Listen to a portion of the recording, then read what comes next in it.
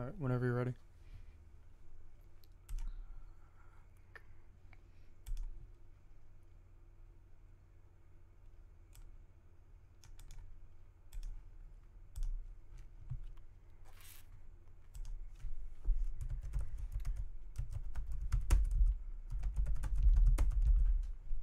Which one did I copy? That one? Yeah, cool.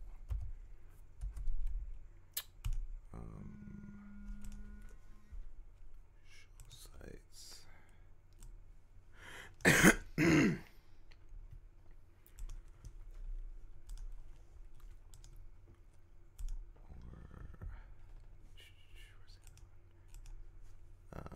Oh god.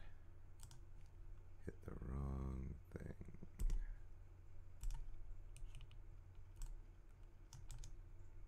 Yeah, it's good. What's going on, IPM Nation? This is the Rob and Slim Show, and we are about to begin. Hi, this is Bex from Garrus Random Ramblings. You're listening to the Rob and Slim Show. Listener discretion is advised. In this corner, the devastating duo of mayhem, carnage, and absolute destruction, Rob and Slim!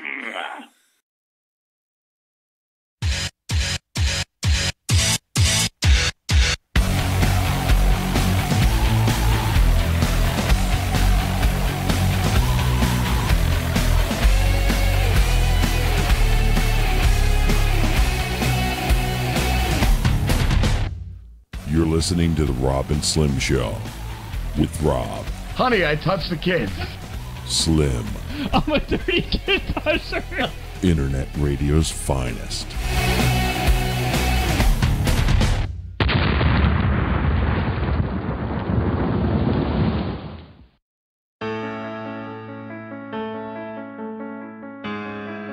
RockasWorld.com.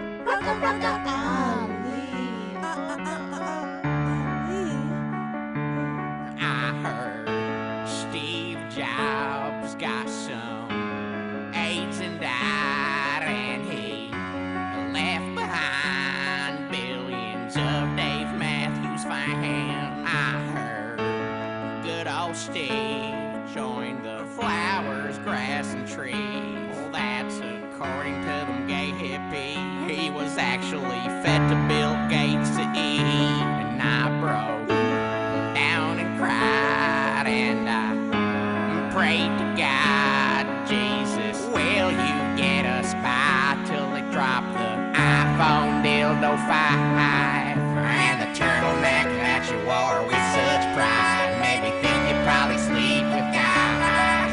And I heard that you're a adopted A-Ray. Tell Uncle old Samuel I say hi.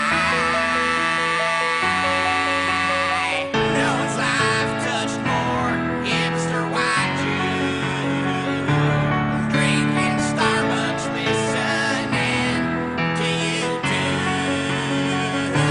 I know you're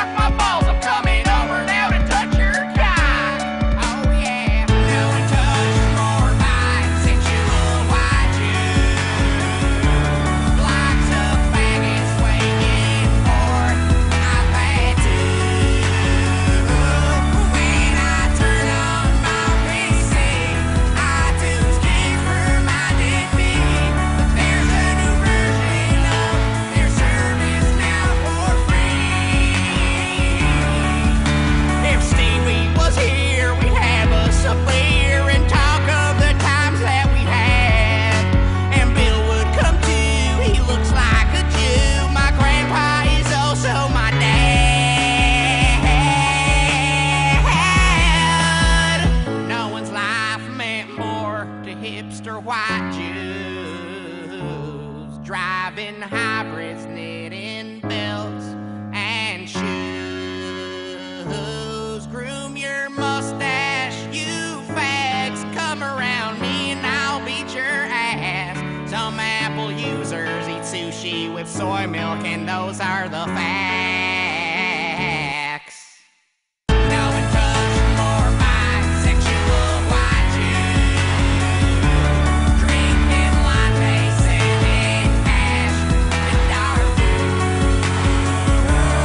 And Steve Jobs is in hell. You probably gotta use the computers he sells. Some Apple users like blowing each other while using a Mac. Some Apple users are gay, but none of them are black. Now what you wanna do right now, in honor of Steve Jobs' life, please let's all buy this song on iTunes. It's the way Steve would have wanted it. You're my boy, Blue! This is Summer Smith, and you're listening to The Rob and Slim Show. Booyah, boo nah. Hey, everybody, we're all gonna get laid. Meat like dark meat. You do. You do. It's the best kind of meat. Oh, that song reminded me of Ozark. There's like a hillbilly uncle, and one of the feds is a gay guy, and like that's the thing. Like he wants to like get the one guy, so this guy's connected, the hillbilly guy. So he's like trying to create a friendship with him, and like he hires him to take him out fishing, and then at the end of the day he tells him he's gay, and the hillbilly's all fucking like freaked out. He's like.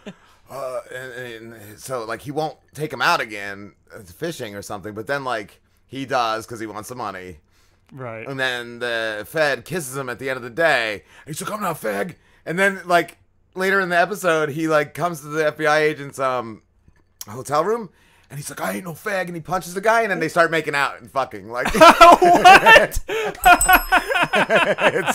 That's amazing. That show's amazing. Ozark. The guy that followed me, Kevin L. Johnson plays Sam. He's a realtor on the show. Okay. And I was talking about booking an interview with him. And we're going to try to work that out. But so I decided to check it out. I binged the whole first season. Jason Bateman is all you got to fucking know. He's the best.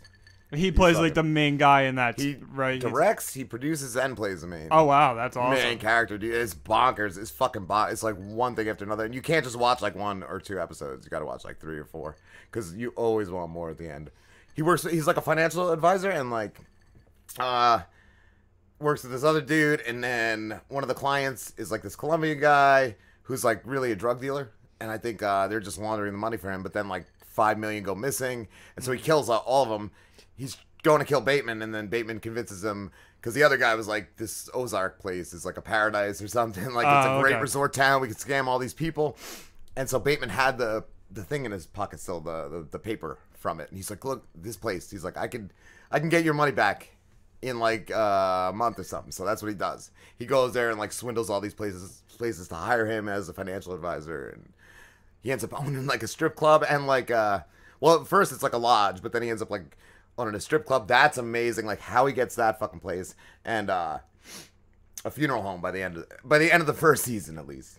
That's awesome. It's great. And then what was I gonna say? Oh, the hillbilly's like niece is her character's amazing. Ruth, she's fucking awesome. But so is it like violent? Is there a lot of like people dying in it, or? Fuck yeah. Fuck yeah. Yeah, because I watched like the first 2 episodes. And you're always that's like, what how I is he getting out of this shit? Oh, And okay. then he gets yeah. into other shit. It's like it just never That's fucking awesome. stops. It never stops. It's really Yeah, I'll good. definitely have to sit down because I think I'm kind of bored with Sopranos. I got to like the 5th season Oh, and I I'm could just never. like, Even when I people don't are know. loving it, all my buddies and shit, I'm just like, this is boring. Like I was always bored with that show. I really enjoyed like the first 3 seasons, but then after that, it just Yeah. like it does get really, really boring, and I'm That's just all like, I ever felt it's of not it. going Way anywhere. too much fucking dialogue. Dialogue, yeah. I'm like, if I want to just hear Guineas talk, I'll go to my family reunion or Easter or Christmas. Like, yeah, it's cool. Or just a pizza It's cool. restaurant, It's fun. right? It's fun, but yeah, I don't think I could watch 9 seasons of it. Ugh, fuck. Ozark though sounds awesome. Yeah, I'll have to sit down and watch It's it. amazing. It's like my new favorite thing. Walking Dead was pretty cool, and I was like fucking pissed because they were all year, of course, whatever for this. They're saying Rick Grimes is the last season, and they cut the season in half. They'll do like 5 episodes, and then a few months later, do like 5 more. They cut the season in half. That's what they've always done. done That, right? Yeah.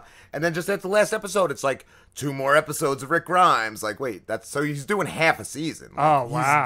He's not doing a whole season. Like, so why'd they tease it like that? I don't know. Huh. It's fucking shitty. Like they teased it that he was gonna do the whole season, Like this and is now last he's season, only and doing. they just always, like I said, break the season up like that. But I guess this is, I have no idea. I have no idea why. I'm curious. Like, do you think they're gonna kill him off, or do you? I guess they would have to, right? They couldn't just. I be hope it's like Maggie or fucking Daryl, because he's been fucking weird. Like, Yeah. even could be even Carol, but everyone's like, and it would be like that would be really hard to continue the series after that. Like with that, if that had gone on, I'm like, yeah, but I don't know. That's the only people like I would want to see take him out. I could see Maggie because I know she almost like she was really Yeah, pissed off. that's how it's in the been. comic because he left Negan alive, and she's like, "Are you fucking kidding me? You're keeping That's this monster what I want alive?" to see happen, Like, but then I don't know. It could just be a fucking. He could just. He fall. just gets He could. bit. Like yeah. That's like I don't think they'd do that to him, but it would still be. It would make me laugh. And then there was like one other possibility I thought could be. I don't even remember right now, but yeah, no. That it's is like, a cop out. or the Saviors. I'm thinking maybe he just gets like shot by one of them or Yeah. something. Because, but now in the show they're all leaving for some other place. I don't know. A lesbian fish camp. Those girls. Okay, right. There's no. Lesbian That's the fish ocean camp. side, Yeah. right? Yeah. Lesbian fish camp. Yeah, they're fucking. It So was like- great. I don't know if it was in the comic, but I don't know. Like the one savior like died, and everyone's freaking out, blaming everybody else. But then at the end, Daryl and fucking Maggie find out it's the chick from Lesbian Fish Camp, and she's she killed this got guy. it. She killed the other one, and she's getting ready to kill another savior. And they're like there to, they ask her why, and the girl says, I forget the girl's name. I don't know. The girl that's like in charge after the grandmother dies from Yeah, I don't Lesbian know. Fish Camp. But she's got this other bitch on her knees and like gun her like a crossbow to the head, and what was it? She had killed the saviors had killed her brother. Like they had killed all the men from Oceanside. Right, so that's why Yeah, she's got doing it. and it's the best thing because Maggie and Daryl just turn their backs and like let it happen. Like that's and awesome. the other thing was Yeah. too, like she's like, I got the idea. Like I thought, we had to all like fucking live in whatever, live in Rick's fucking fantasy of peace. But then I saw you killed Jeffrey. Who killed Jeffrey? Maggie. Maggie. Yeah, Oh. so she's like, now. So she's like, well, now I'm gonna exact my at revenge. that point, is Maggie and Daryl just turn around and like let it go down. So yeah, It's fucking cool. it almost sounds like they are leading to like Maggie killing Rick or That's what revolting I'm saying. against And Rick. same thing too, because like his whole thing is like every life's precious. And then Yeah. at one point when him and Carol are out like investigating as well, some saviors attack them, and like one of them almost kills Carol, and she gets away or whatever. And I think Rick shoots him. And it's like, well, come back, we'll heal you. And he's like, why wouldn't you just kill me? And Carol just says sarcastically, because every life's precious. So like, I think it's gonna be one of those three, or all of them together. Like I want to see them like fucking kill him, like, because he's just so like delusional with this shit. In the comic, he does a lot of like hypocritical things because he says that, and then I think he kills like 3 or 4 other people. Like while he's like, "Oh yeah, I don't kill," but just murders people. Like, Yeah. it was an act. They attacked me. What was I'm I kind of supposed sick to of the do? guy too. I kind of just want to see him gone at this point. Like, Yeah. I don't know. That would be cool. That'd be interesting to see them take the series in a different direction. Yeah. That would make me kind of want to like start watching it, even though that like is different from the comic. But I like that, like getting rid of the main man. Yeah. That's cool. Yeah. It's fucking cool. It's I good. watched season 3 of Daredevil, which was phenomenal. Fucking yay, a blind guy. amazing. A blind much guy fun. that can kind of see, like he has So super he's like reflexes. no, he's like and- the preacher on fucking Walking Dead. I guess I don't know. Gabriel. The preacher on Walking Dead is blind. Yeah, and he could kind of see. Yeah, So exactly. I could That's what just watch Daredevil. Walking is. Dead and not waste my time on some blind guy in tights. It's not even about Daredevil though. Like season 3 was so great because they bring What's his back weapon? the A walking stick. no, he actually it's billy clubs he uses, but in this season he doesn't have any of his weapons. He just uses his So fist. short walking sticks. Yes, short. His actual walking stick turns into 2 billy clubs. Why doesn't he have nunchucks? Because he's above Like a that. bow He's staff. Daredevil. Yeah, no, he's but not. but like season 3 is so He's great, not blind. even because of him, but because of like Kingpin, and that's the guy that played a Private Pile. No, that was plays a the movie Kingpin. with what's his name? I don't remember. I know it was like a an movie. Amish guy. But like the And Kingpin fucking Bill is Murray. just That was a great movie. It's Bill Murray?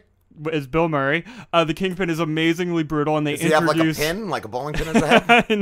yeah, be yeah, great. he does. He has a bowling pin, and then they introduce Bullseye, who has Right. a So he screams, yeah. he's just fucking- He yells Bullseye every time Just he headbutts hits you. something. But the character Bullseye that they introduced and the guy they got for him is just fucking amazing and just brutal and psychotic. It's just Yeah. It was really good. And what was cool about it is like there's one fight scene because Daredevil's good at like close combat and Bullseye is good at like long range. And there's the first time they fight, Bullseye distances himself and is just fucking throwing everything at him. He picks up like a computer monitor, throws a computer monitor at him, a baseball, just whatever he can find, and just wrecks him. It's amazing. But it's anybody who likes comic book superheroes, even if you haven't watched any of the Marvel series, I would recommend season 3 of Daredevil. I would even say fucking skip the other seasons and watch that. It was that good. Nice. Nice. I got the new Rider Reacts. I'll play that. It's going to be a Twitter poll, too. All right. It's gonna have a Twitter poll going with it. That's what I'm trying to get everything ready for. It's a fucking good one. It's really good. All right, cool. I got it. It is Rider Kingpin Reacts has a to bowling Urban pin on his Direction. head. Urban Dictionary. Urban All right. Dictionary.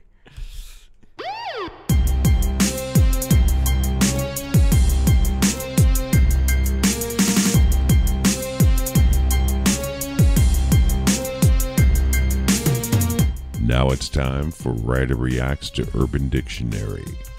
Oh, yeah.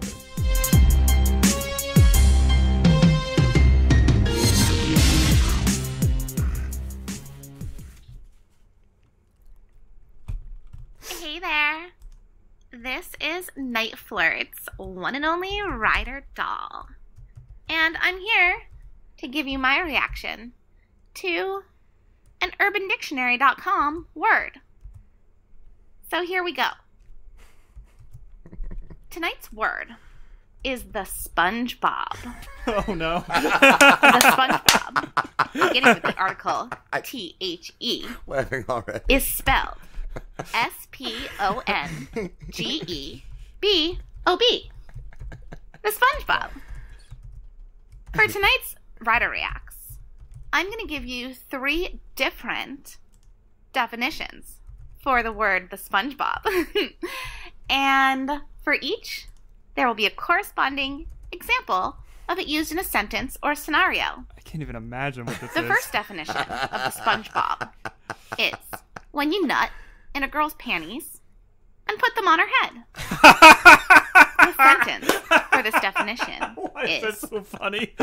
she was a skank, so I gave her the SpongeBob. Oh my god. Oh, shit. Our second definition is when you shove a pineapple up your partner's ass.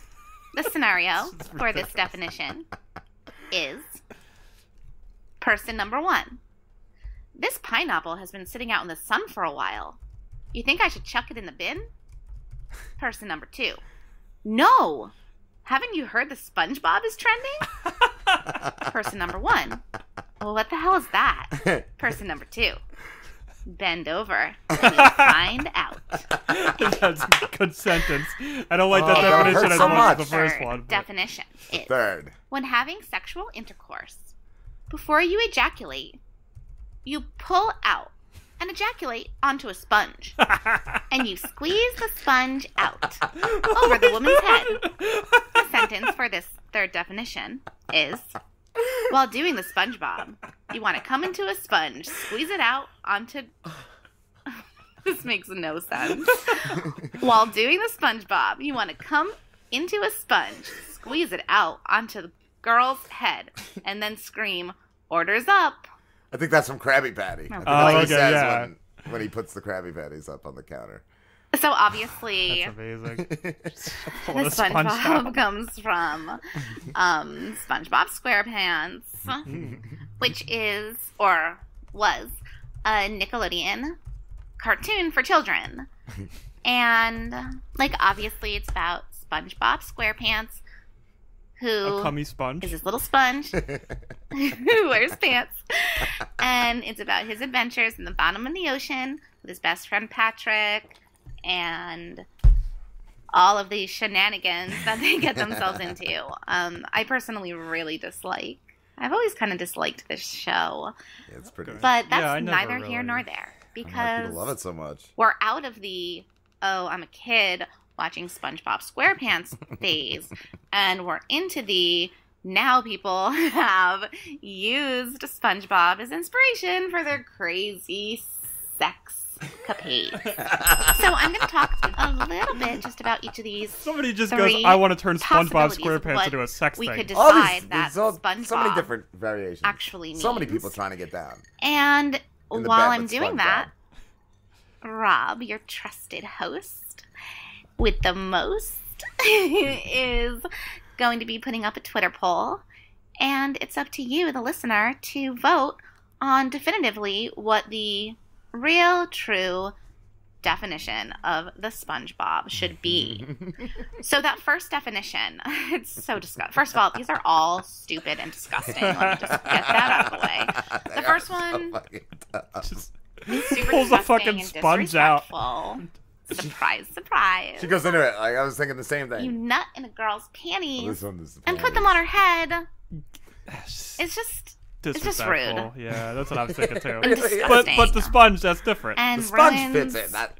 Yeah. her look and whatever feelings she might have been having for you, because now you're just going to be that asshole who fucking busted a load in her panties and then put them on her head. So rude. So I don't like this one. It's fucking You can vote for hilarious. it if you're a though. total fucking dick and you want that to be what the SpongeBob means. I I need to don't convince Slambo to do that to personally some really chick. get He probably has. He's probably the guy that why wrote that shit. this represents SpongeBob Yeah, I don't either. I don't in get it. any way. That's what I was trying to figure out because he doesn't wear pants on his head. Like, they're, well, I guess I don't know. No. So the next choice would be His whole body's his head, so maybe. the situation where it's called a SpongeBob if you shove a pineapple up your partner's ass. That's just. Now, this one makes sense in terms of a SpongeBob Lives SquarePants in a pineapple. Yeah. tie-in, because SpongeBob's buy it. home, I'm Dude, that pretty would sure, hurt was so a bad. pineapple. Even the leaves are Was it sharp. the on Bikini it. Yeah, Bottom? that's- I think the name of Bikini it was Bottom something is the town. like the Bikini Bottom, and it was a big hotel pineapple, and he lived inside or God. near it or in it or under it. I don't remember. It's so dumb. a So really fucking dumb stupid. cartoon. It really is. He's But like, at least the tie-in of the pineapple makes sense. Yeah. What does not make sense is that you should never shove a pineapple up your partner's ass or your ass or anyone's ass. 'Cause it's up your really enemy's prickly. ass, maybe. I love to eat pineapple. And It's fucking delicious. I know I've talked about this before. I do love pineapple. Pineapples are really good for men to eat because it makes your cum taste yummy and delicious. And it makes us girls very happy when we've swallowed it. Pineapples and kiwi, I think. But if I think about an actual Yeah, I think so. pineapple, it's probably the most dangerous of fruits. Yeah. Am It's I like right? a fucking spiky. It's really prickly Yeah. and sharp. It just makes me Hurts think. to pick 'em up and- sometimes. It makes There's me no think way of that's even fucking going up Seven, anyone's where he ass, so makes this is just that guy stupid. fuck that chick with that spiky Oh. ass cock. Yeah. gigantic. And the Yeah, top of the it's way too pineapple is all spiky, Gotta be like. and it's just dumb. Okay, but Yeah. it's again, number one. this is Gotta be your like Twitter Slam poll Ball, for the man. Robin Slim Like Show. a gaping asshole. So you can vote for whichever option you choose. Then there is the third option, which again, what a gentleman. The Love third this option one. is This is just comical. you've got this guy and he's fucking his girl or some fucking girl. He's banging and he's about to come and he's like, hold on, baby. And he pulls out and he's just got like a sponge chilling by the bedside or by wherever you But guys it's gotta are be doing wet it. because you can't wring out a And sponge. He comes The on cum the isn't sponge. enough to make it Yeah, like that's that true. wet. Like Yeah. it's gotta be Doesn't like, sound very wet. practical. No. But I guess if you really are devoted to performing this sex Sitting act, in a bowl underneath your bed. you got to come equipped with a sponge. Yeah. It's You what gotta makes go the whole thing way. possible. Yeah. You So, gotta carry that out. You got the sponge. You fucking shoot your load in the sponge. And then, like the classy motherfucker that you are, you wring out the sponge over your girl's head. Or face. I think it said head. Yeah, I But think I guess head. it's kind of like the panties one, but at least this one involved a sponge. This is all so stupid and ridiculous. I just can't even believe that I'm talking about it. This can't be the worst thing I've said on here, though. There's definitely been worse. Tennessee stupider Logjammer things. probably was. Oh, that The one was SpongeBob great. is pretty fucking stupid, you guys. So I don't know which one anything. yet I'm gonna vote We're for. gonna turn anything Actually, we can into a sex thing. I think I do know which one I'm gonna vote for. You might be surprised. So make sure you check me out on Twitter at FlirtRiderDoll, and I'll fill you in. But in the meantime, head over to Twitter and vote in Rob and Slim's Twitter poll. Which of those 3 definitions do you think most suits the term the SpongeBob as a sex act? Can't wait to see what wins. Talk to you soon. Bye. I would have to go with Thanks, 3 Ryder. just because, like Ryder said, it involves Yeah, a sponge. It's got the sponge. And it's just comical. It's the funniest one. Yeah. I don't think she said she was. I don't know. Did she say that was her favorite? I don't know. Like that's. No, she didn't say it. She said you gotta go follow her Oh, okay. on I didn't know if Twitter she to said see. it like during the whatever the definitions, like, or her reactions. I didn't know if she said it then, but yeah, it is. It's the best. It's the best of the 3. But I put up the poll. There's also a picture that goes with it, so definitely vote, and don't fucking vote if you don't fucking listen to Ryder Reacts first.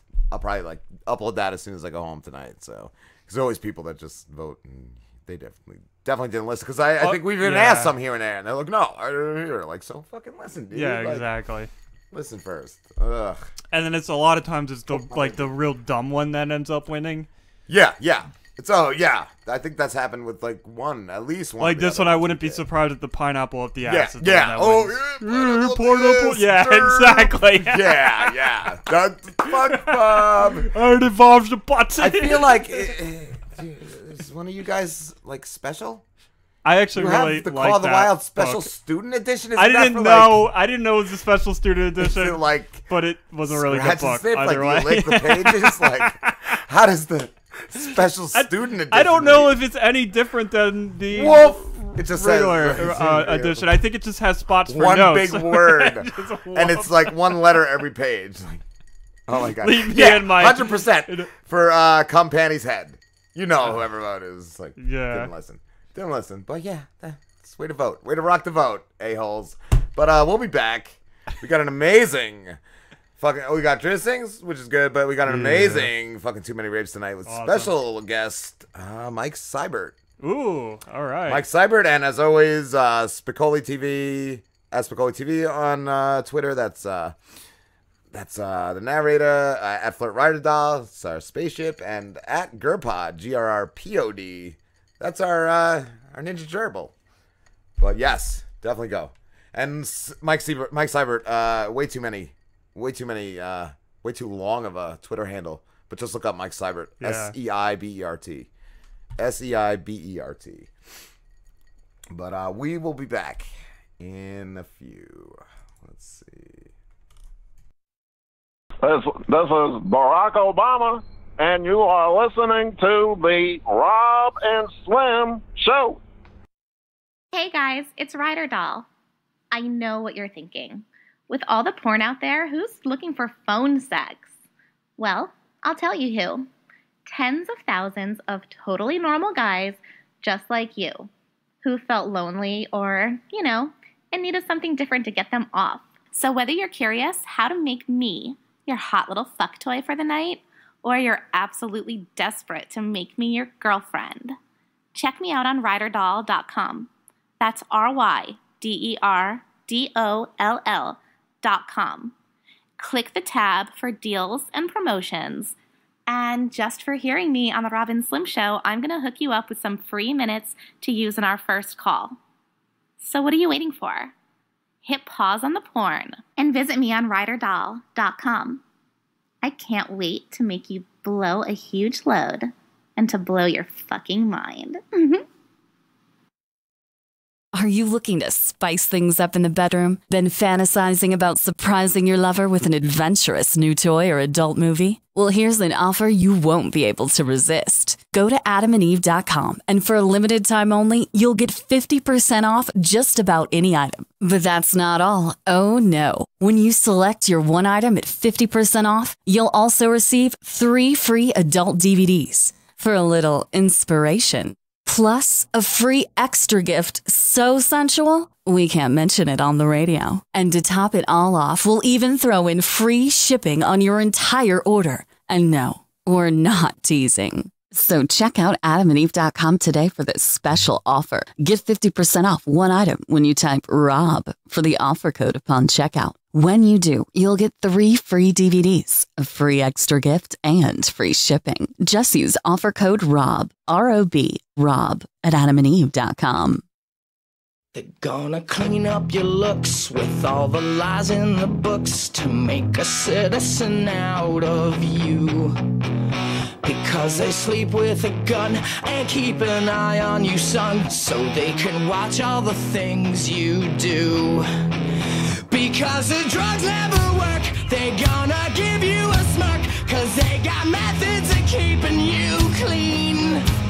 They're gonna rip up your heads, your aspirations to shreds, another cog in the murder machine. They said, I'm teenagers scared the living shit out of me. They could care less as long as someone will bleed. So darken your clothes, I'll strike a violent pose. Maybe it'll lead you alone, but not me. The boys and girls in the clique, the awful names at the stick. You're never gonna fit in much, kid. But if you're troubled and hurt, what you got under your shirt will make them pay for the things that they did. They said, I'm teenagers scared the living shit out of me. They can care less as long as someone will bleed. So darken your clothes, I'll strike a violent pose. Maybe it'll leave you alone, but not me. Oh, yeah.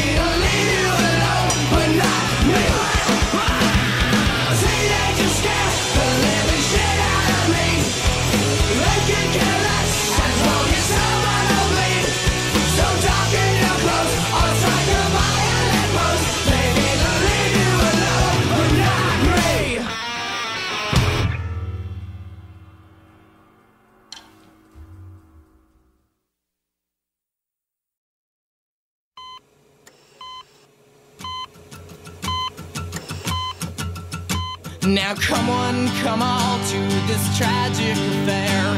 Wipe off that makeup, what's in is despair.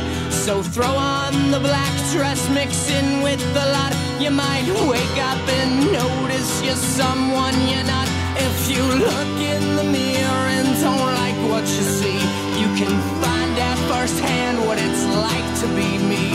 So gather round, piggies, and kiss this goodbye. I'd encourage your smiles, I'd expect you won't cry.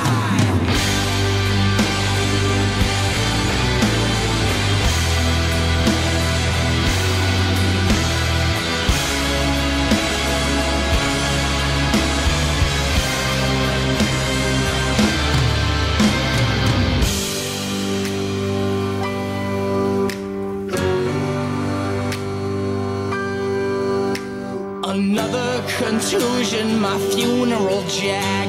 Here's my resignation, I'll serve it in drag. You've got front row seats to the penitence bar. When I grow up, I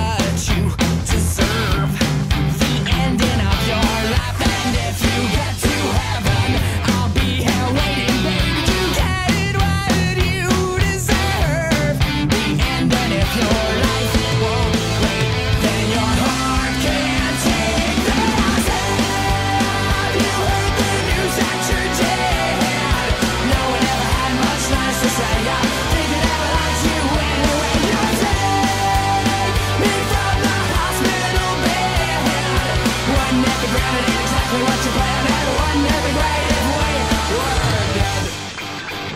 Oh, dead. Tongue-tied and oh so squeamish. You never fell in love. Did you get what you deserve? The ending of your life, and if you get to heaven, I'll be here waiting, baby. You get what you deserve. The ending of your life won't wait, then your heart can't take it. Have you heard the news that you're dead? No one ever had much nice to say. I think I never liked you anyway. You're dead. Me from the hospital bed. Wouldn't it be great to take a pistol by the hand? And wouldn't it be great if we were dead? And in my honest observation, during this operation, found a complication in your heart so loud. 'Cause now you got maybe just 2 weeks to live.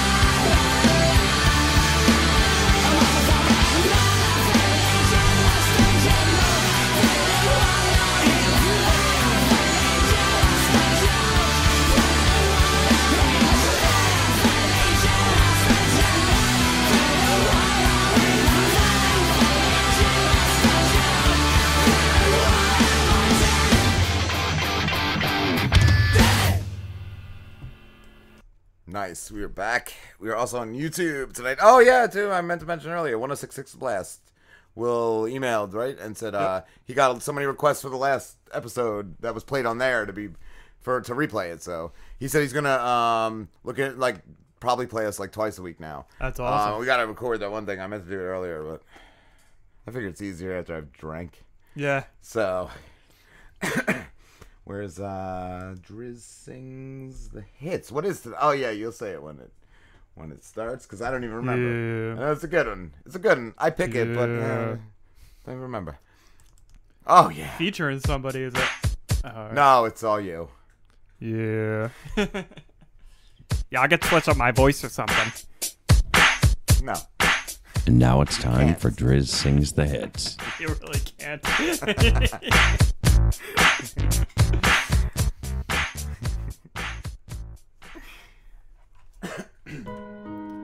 Low, Flow Rider, featuring T-Pain. Shawty had them apple-bottom jeans. Boots with the fur, The whole club was looking at her. She hit the floor.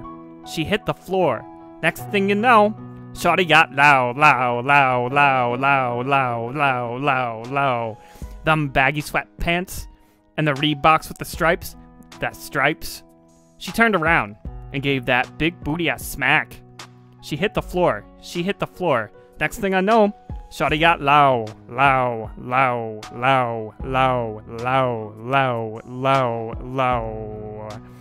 I ain't never seen nothing that make me go this crazy. All night spending my dough. Had $1 million vibe and a bottle to go. Dame birthday cakes. They stole the show. So sexual. She was flexible. Professional. Drinking XNO. Hold up. Wait a minute. Do I see what I think whoa. Did I think I seen Shawty get low? Ain't the same when it's up that close. Make it rain. I'm making it snow. Work the pole. I got the bankroll. I'm a saying that I prefer them no clothes. I'm into that. I love women exposed. She threw it back at me. I gave her more. Cash ain't a problem. I know where it goes. She had them apple-bottom jeans. Boots with the fur. The whole club was looking at her. She hit the floor. Next thing you know, shawty got low. Them baggy sweatpants and the Reeboks with the stripes. She turned around and gave that big booty a smack. Hey.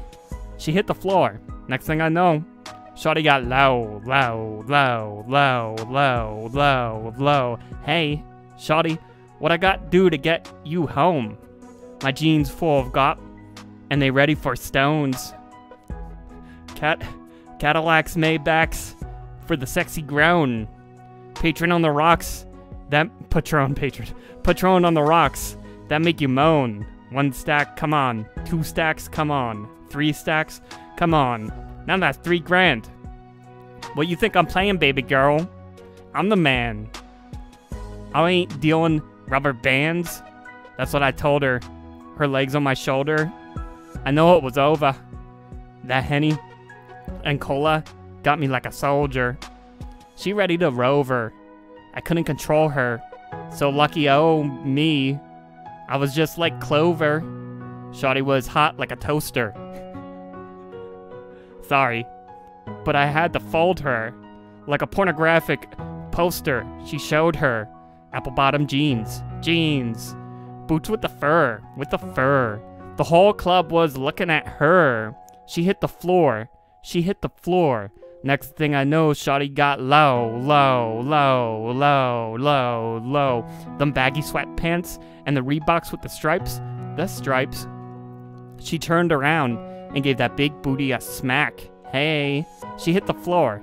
Next thing you know, shawty got low. Whoa, shawty.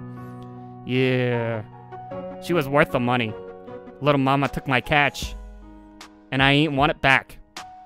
The way she bite that rag. Got her them paper stacks. Tattoo above her crack. I had to handle that. I was on it. Sexy woman. Let me showin'. They be want it 2 in the morning. I'm zoning. In them rosy bottles of foamin'. She wouldn't stop. Made it drop. Shawty did that pop and lock. Had to break her off that gop. Girl was fly. Just like my Glock. Apple-bottom jeans. Boots with the fur. The whole club was looking at her. She hit the floor. Next thing you know, shawty got low. Them baggy sweatpants and the Reeboks with the stripes. She turned around and gave that big booty a smack. Hey, she hit the floor. Next thing you know, shawty got low. Come on. Yeah. I love that 8 times you read straps as stripes. Oh, did I? Oh, yeah, I'm retarded. now I see it. Straps. It's like, oh, maybe he'll fix it. And I'm like, No. oh, maybe it's written wrong. And then I'm like, no. I'm just retarded. That's all there is to it. Wow. That was my Oh my favorite. god, I know how to read straps. I don't know why I kept fucking saying Obviously stripes. not. Holy shit. Oh, maybe the Driz does. I guess because Reeboks have stripes. I think that's what he was thinking, like the stripes on the Reeboks. I don't know. Yeah, motherfucker, it just sounds better with stripes. Yeah. You gotta, like, take some, artistic, that thing. Shut the fuck up. Too many rapes. All right. Let me see. To Cybertron. Ooh. That's amazing.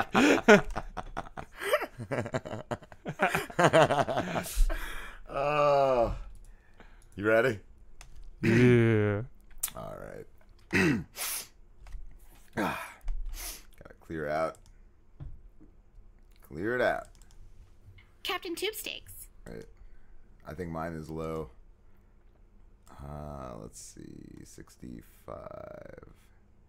If I can get it. It's so cunty. The volume fucking thing on Windows? Yeah. It's so yeah. hard to get it exactly to a number. Here we go. All right. Is it playing this time? Captain Tubestakes. I'm showing readings of another crystal on a planet named Cybertron. Whoa, baby. I think it's pronounced Cybertron, and we don't need any more lawsuits.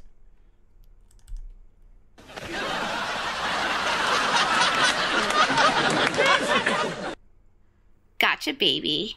I sent out some reconnaissance drones, and there appears to be a giant robot war of some kind going on down there. I hope you didn't give those fuckers any extra weapons or gear, Sexy. We gotta make what we have last, especially since I filled your gas hole with premium at the last truck stop planet, if you know what I mean. I do know what you mean, Frankie. You sweet talker, you.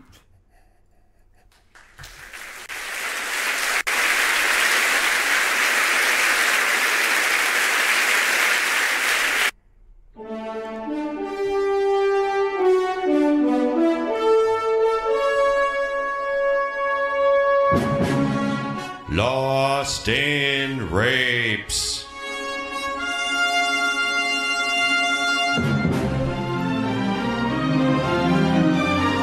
After decimating up the Too Many Rapes Penitentiary, the city of Rapesville, and the entire planet Earth, a giant beam of light shot Frankie Tubestakes, Doc Rapenstein, Brian Rione, the Driz, the Warden, Daxter Coxman, and the Teenage Mutant Ninja Gerbils up into a UFO, hovering above where the planet once stood.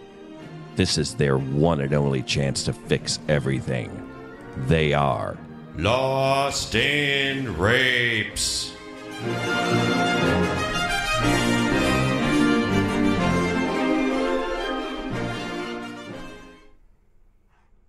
Too Many Rapes is filmed in front of a live studio audience.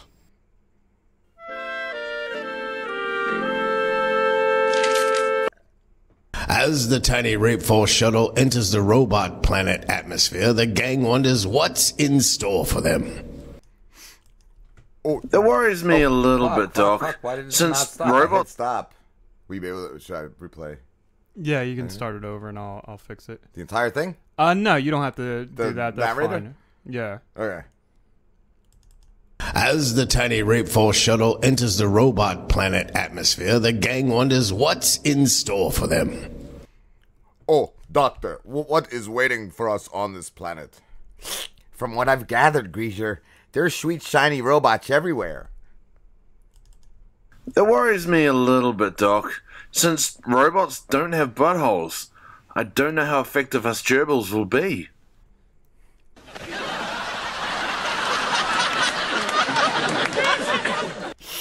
Don't sell yourself short, Donatello. Besides being a master at jumping up poop chutes, you're also a goddamn ninja.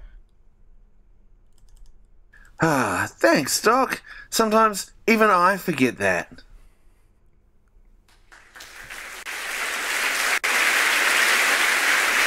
It's easy to forget to fight sometimes when you're all about getting inside an asshole. Me no.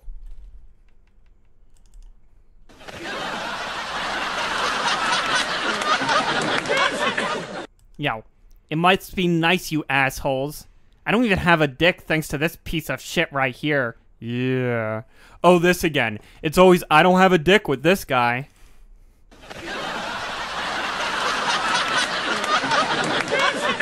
You just wait, motherfucker. One day, you'll put your dick in a razor-filled asshole too, and get what's coming to you. Yeah.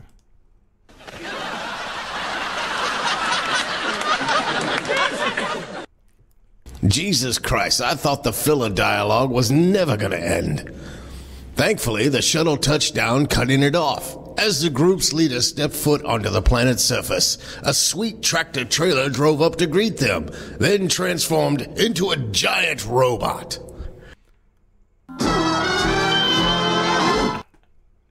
Greetings, Earthlings. I am Truckimus Prime. I welcome you to Cybertron. I don't care how it's spelled, it's not fucking Cybertron. I really hate that shit.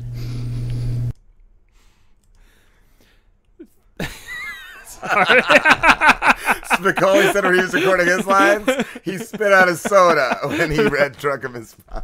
Truckamus Prime. I mean, he did a great job, too. That's amazing. Mike Seibert doing Truckamus Prime. That is awesome.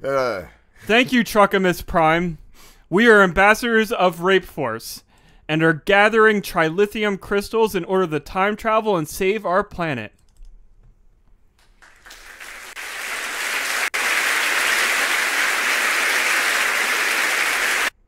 That is a very noble cause, human. We are in the middle of a giant war, though, and I am gearing up toward a fight with the enemy leader right now. If you can all hold on until I win, as foreseen in the prophecies, I will gladly take you to the crystal afterward. Yo, you better not be lying and have it on you, you big metal piece of garbage. My enormous ghost cock is throbbing right now. Yeah.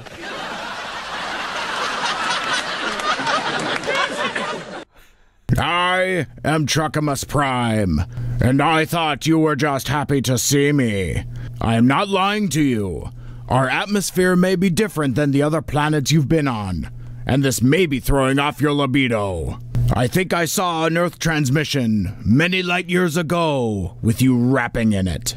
Could you do me the honor and rap for me now? Yo, fuck yeah, robot. Anyone who wants to hear one of my dope tracks couldn't possibly be lying. Yeah. Yeah. Yo, you ever wear a disguise? Like a really fucking awesome disguise? I'm not talking about one of those fucking glasses with the nose and the mustache. No. I'm talking about like a fucking robot in disguise. Have you ever been a robot in disguise? Yeah, robot in disguise. Have you ever been a robot in disguise? No, you haven't never been a robot in disguise because you're not a fucking robot, but he's a fucking robot and he's fucking awesome. Yeah, he's a robot in disguise. Yeah. That was delightful.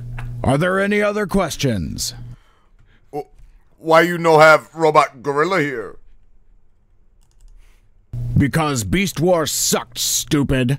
Now, if you'll excuse me, my enemy Schmegmatron is approaching.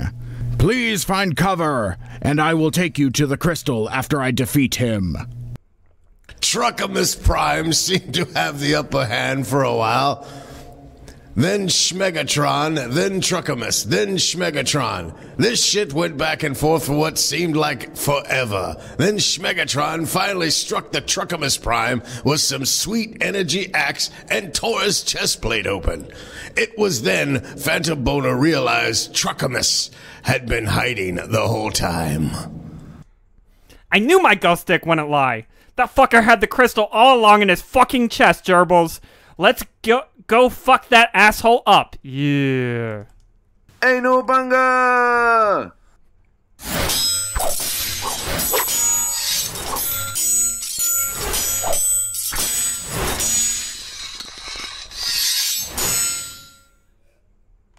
As Truckamus Prime lay dying with his chest sparking and leaking coolant everywhere, Phantom Boner tore the crystal out from inside him.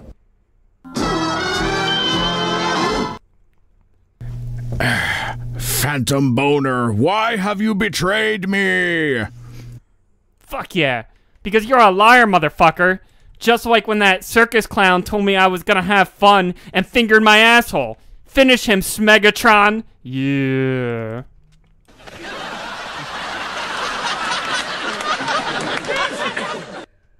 Crew left as the life went out of Truckamus Prime, and they returned to Captain Tubestakes with the crystal.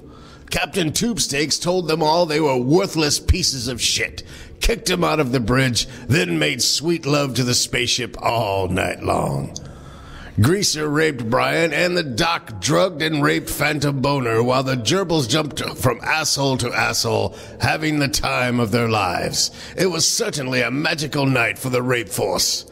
And that's too many rapes.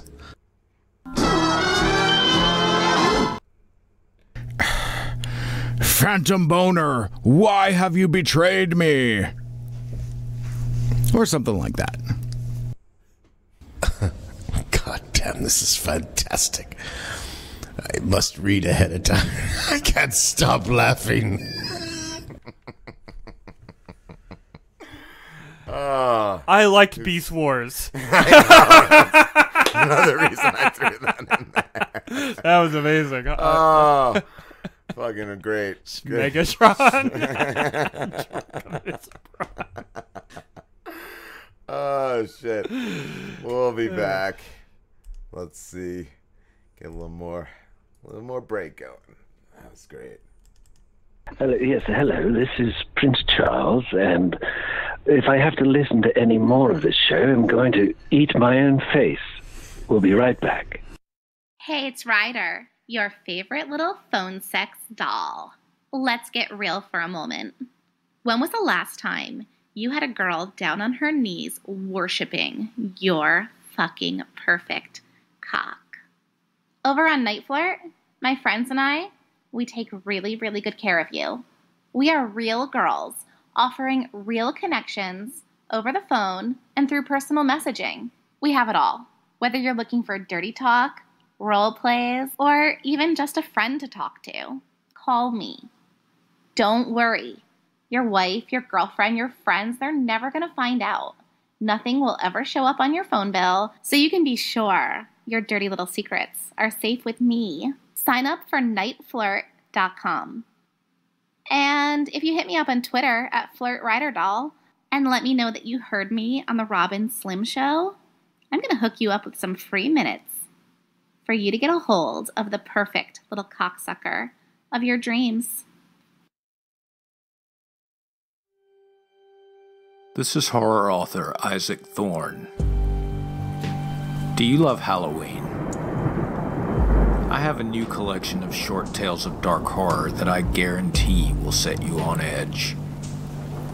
Roadkills features 11 short tales of dark comic horror and 1 spine-tingling screenplay. Right now you are safe. Just don't forget about what's waiting for you between the pages of my new book. Roadkills is available for order now from Amazon.com and other retailers in either paperback or ebook formats. It's there. It's waiting for you. Enjoy the ride.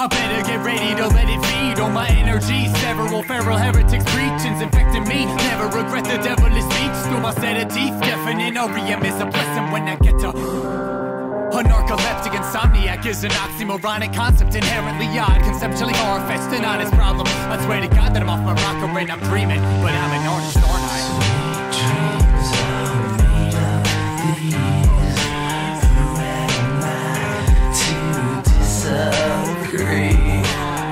Sweet dreams are made of these.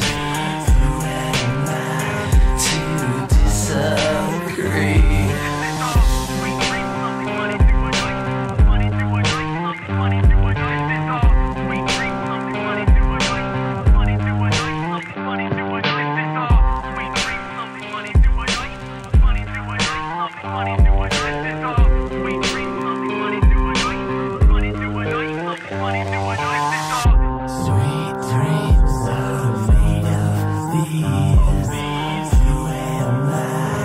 to disagree? Who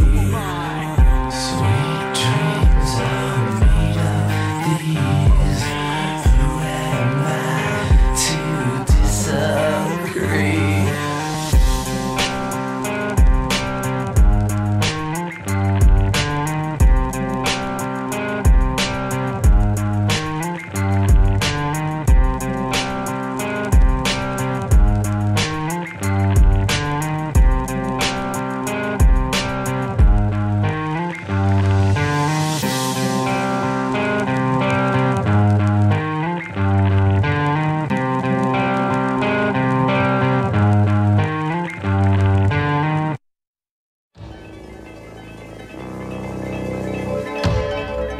for the recently deceased. Deceased. It's showtime. Y'all digging up my grave, flying that grotto. Where I'm riding cause you wanna see me hollow. God damn it, let me out a reaper in a bottle. Nice motherfucking motto, Hermano. Need to buy your exorcist, bitch. I'm the best of the dead, you get this, I'm the shit. You know to want me gone from this prison and maybe get the rhythm represented that'll listen. You gotta get me out of the scene. 1, 2, then I can bounce on 3. Evil lounges deep in these streets. Speaking of demons, try to release me, please. Let me put it very simple. I get rid of the living, I push up inside of pimples. I'm with you. My mischief is a fistful of middle fingers split, fully intended to insult. See, I'm trying to run a rhyme to vibe with. They click my style, running Miley Cyrus. If I never died, I find him a night. If I never let him live a lie. Let the minds are stylish and professional. So you never know a better ghost. I'm a theoretically heaven sent, never devil's those bet that you never know. Bless the kinetic flow, guess gonna say it 3 times. Mask of my disdain, and I got that passionate display. Got that ghastly, ghostly face, and I know I'm an asshole, I'm a snake. Noxious gas provides that flame every time I craft a rhyme and rage. Raucous, crass, and grimy, dangerous. I'm a mastermind from that grave. Say my name, say my name, say my name, say my name, say my name, say my name. I'ma hit this rap straight to the grave. If you are recently deceased, use your handbook. It's a handbook, the goddamn handbook. If you are recently deceased, use your handbook. It's a handbook, the goddamn handbook. Yo, got a tortured soul, not a story's old. But the more it's told, then the more I grow. And the more I grow, then the more I'm potent. And the more I'm potent, the better the infectious venom is in the song. So coming under with a shovel. So many you got the guts for this trouble and a blow. I know I can muster up double what you wanted, they calling me trouble. Come on. You know I got hella shit up here, belly heady, it is better than a skeleton. Let me get the hell to melt it with a skeleton and then develop a fellowship with rebellion. You know, anybody sick of my lyrical, spit it off. Give it up, can never be Beelzebub. Get that demon to beat him and keep it real and rough. Whole people, you feeling tough. See me test strength through the ceiling and not. Fuck yeah. What the fuck was I doing? Yeah, I want to see oh no, I'll go. I don't know, Married as Fuck left a comment, but I couldn't click it on my phone. Yeah, I tried clicking on my phone too. Oh yeah? No, yeah, it's like it didn't give me the option to like go to it. Like I think I have to refresh our It was a Twitter status, I think. Yeah. Drizzle News, immigrants. Let's see, what else is there? Brooklyn is down. That, yeah. What else? Blah blah blah blah blah blah. Florida. Yeah. Just trying to see that comment first. Yes, I got ice. Very fucking good. Good job. It's taking forever to fucking reload. I'm gonna pour me some absinthe. I'm drinking one of Slambo's beers. What is that? It's a Ship Bottoms Barnegat lager. And what does that? Just taste like syringes and, it's 5 Wawas? It's a tribute to Old Barney, the most iconic landmark on Long Beach Island. It's a lighthouse. How does that transfer to beer taste? I don't know. It tastes like a lighthouse, I guess. Whatever. Holy fuck! It sounds terrible. It's a Slambo beer. Yeah, I don't know. I can't even load Facebook. Fuck it. Facebook's a cunt. It's a cunt. Last I saw the third one on the SpongeBob was winning. Let's see. Yeah, I actually went on Twitter and voted. I voted for the third one. Cool. Yeah, no, I'm not seeing it right now. What else? Drizzle News. Yeah. Let's see. Yeah, I fucking love pizza. Yeah. What's your favorite chain, Driz? What, my favorite pizza chain? Drizzle on. My favorite chain of pizza? I like fucking Pizza Hut. I drizzle all over Pizza Hut. Yeah. Oh, shit. Nobody set out my things. Fucking assholes. You were supposed to set my shit up. Nobody has my things out? Yeah. Yeah, you told me not to touch your things. Intern. Oh, he's going to school to better himself. Right. Oof. To start a business or something. Businessman Slambo. Coming next fall. It's just so silly. All right. One more time. Bring it back to Drizzlebees. Yeah.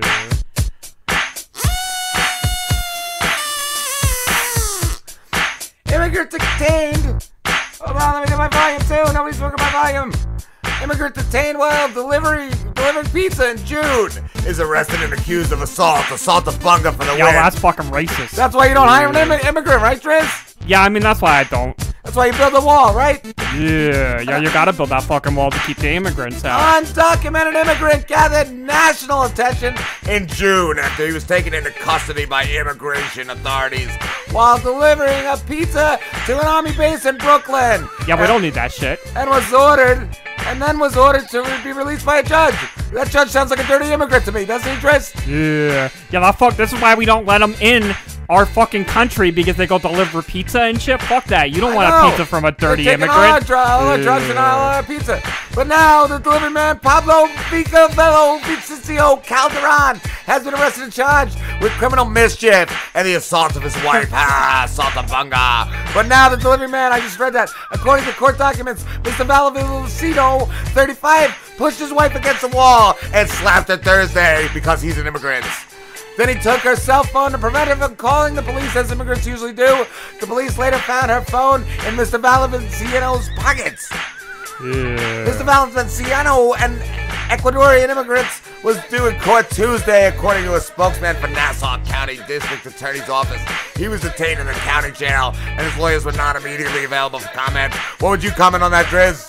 Yeah, I would say fucking immigrants shouldn't be allowed to deliver our pizzas. The police would not say who alerted officials about the incident, adding that they do not release the identity of 911 callers in cases of domestic violence. According to the court documents, Mr. Valvicino entered the United States in 2008 after an immigration hearing in March 2010, agreed to leave the country by July of that year. But when he did not leave, he became a fugitive delivering pizzas. Yeah. Yo, our fucking troops, our soldiers deserve better. They need an American delivering them pizzas, not a fucking immigrant. Fuck that shit. Yeah. Would you ever drizzle on an immigrant's pizza? Yeah, I'd fucking drizzle on an immigrant's pizza. That's all they deserve is drizz. Yeah. How you gonna serve them?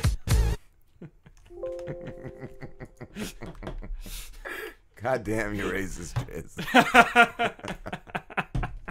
Holy fuck. He didn't even care about the beating of the wife. He's just like, fucking immigrant delivering pizza. Brooklyn thief sees golden opportunity, heists $13,000 of jewelry from a vending machine. Yo, he looks like a fucking immigrant too. What? Yeah. Yo, I'm saying anything. He's wearing a Nike shirt. And out to a vending machine, in Brooklyn that sells fancy jewelry. What could go wrong? Why would you put that in a vending machine, right, Chris? Yeah. It's easy to steal out of a vending machine. I've done it. Yeah, you just gotta, like, kick it a few times and fucking things fall. Yeah, you got a good point there, Driz. You guessed right. A thief heisted a machine for $13,000 worth of fancy baubles with the help of a bogus credit card, police said Sunday, for the win.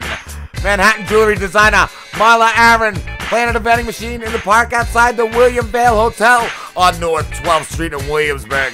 She called the machine was a crazy, amazing experiment, an unexpected place where customers could buy her jewelry pieces. Yeah, that's why that unexpected man took advantage of it. A man walked up to the vending machine September 20th to crazily, amazingly use sham plastic to make several purchases. I say he got that fair and square, right, Driz? Yeah. No, I think he should have just fucking kicked it. I think he fucking wasted his time using plastic. You never put valuables in a vending machine. I'm a fucking weak man. I put my arm in a vending machine once and I couldn't get it out. He walked away with $13,000 in loot, said cops, and never had to face a skeptical jewelry salesperson. Is that because he's black and they being racist too? I think everyone's racist tonight, Driz. Police on Sunday released photographs of the thief. Aaron's designed gem-crusted locks made out of precious metals and wearable necklaces and bracelets. The items in the vending machine included the low-end silver baby lock on fine square link chain for $165 and a high-end twisted lock necklace at $1,588. That's a lot of money to spend in a vending machine, right, Driz? Have you ever spent that much in a vending machine? Yo, I spent more on those little fucking claw machines, like millions of dollars. The coolest place I could think of it to be was outdoors. That bitch said, you're in a park, you're a great vending machine, and this is great shit people can steal. Putting it in a store would have been a cop-out, and I wanted it to be in the coolest place outdoors, she said. Yeah, she's fucking She's adventurous. a dumb bitch getting her shit stolen outdoors. Yeah, she's fucking adventurous. Yeah. What the fuck does that? Wow.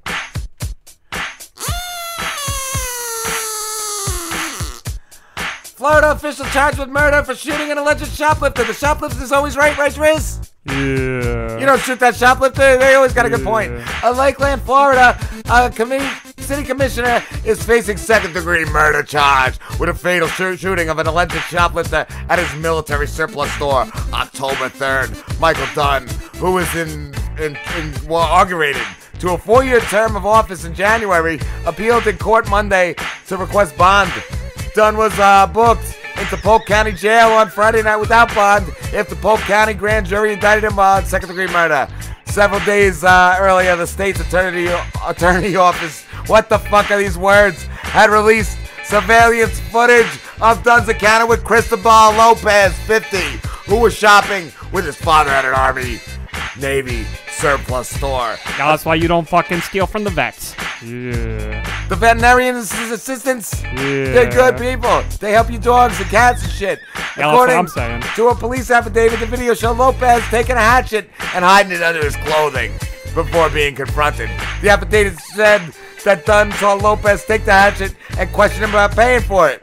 When the item fell out, Lopez, his pants, at which point, according to witnesses, Lopez said, I will pay, I will pay, I will pay. But then he got shot, killed, dead. Yeah. Right? That's what you get. Yeah, for being a fucking dirty immigrant. Oh, god damn it, Driz. You're gonna get fucking deported with the rest of them.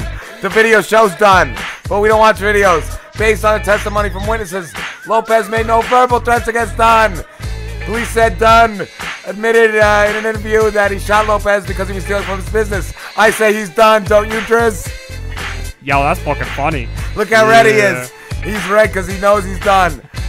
Dunn also didn't attempt render. You never attempt render, do you, Driz? Yeah, you never fucking render, ever. Takes forever to render. Everyone's gonna call you a dirty renderer for the rest of your life. Yeah, why would you want to be called that? When officers arrived, he was still pointing the weapon at Lopez. He said, I think he expired. What a fucking red piece of shit. Yeah.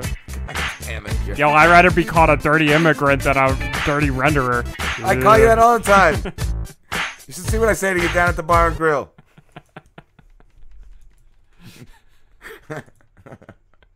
All right. Where's celebrity? What do you got? Let's Yes. see. Price. Definitely T.I. And yeah, Sarah. All right.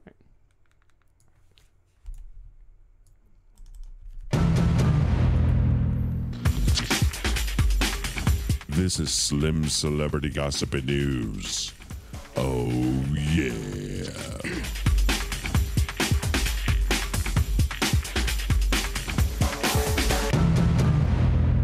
What's going on, guys? This is Slim, and I have some celebrity news and gossip for you tonight.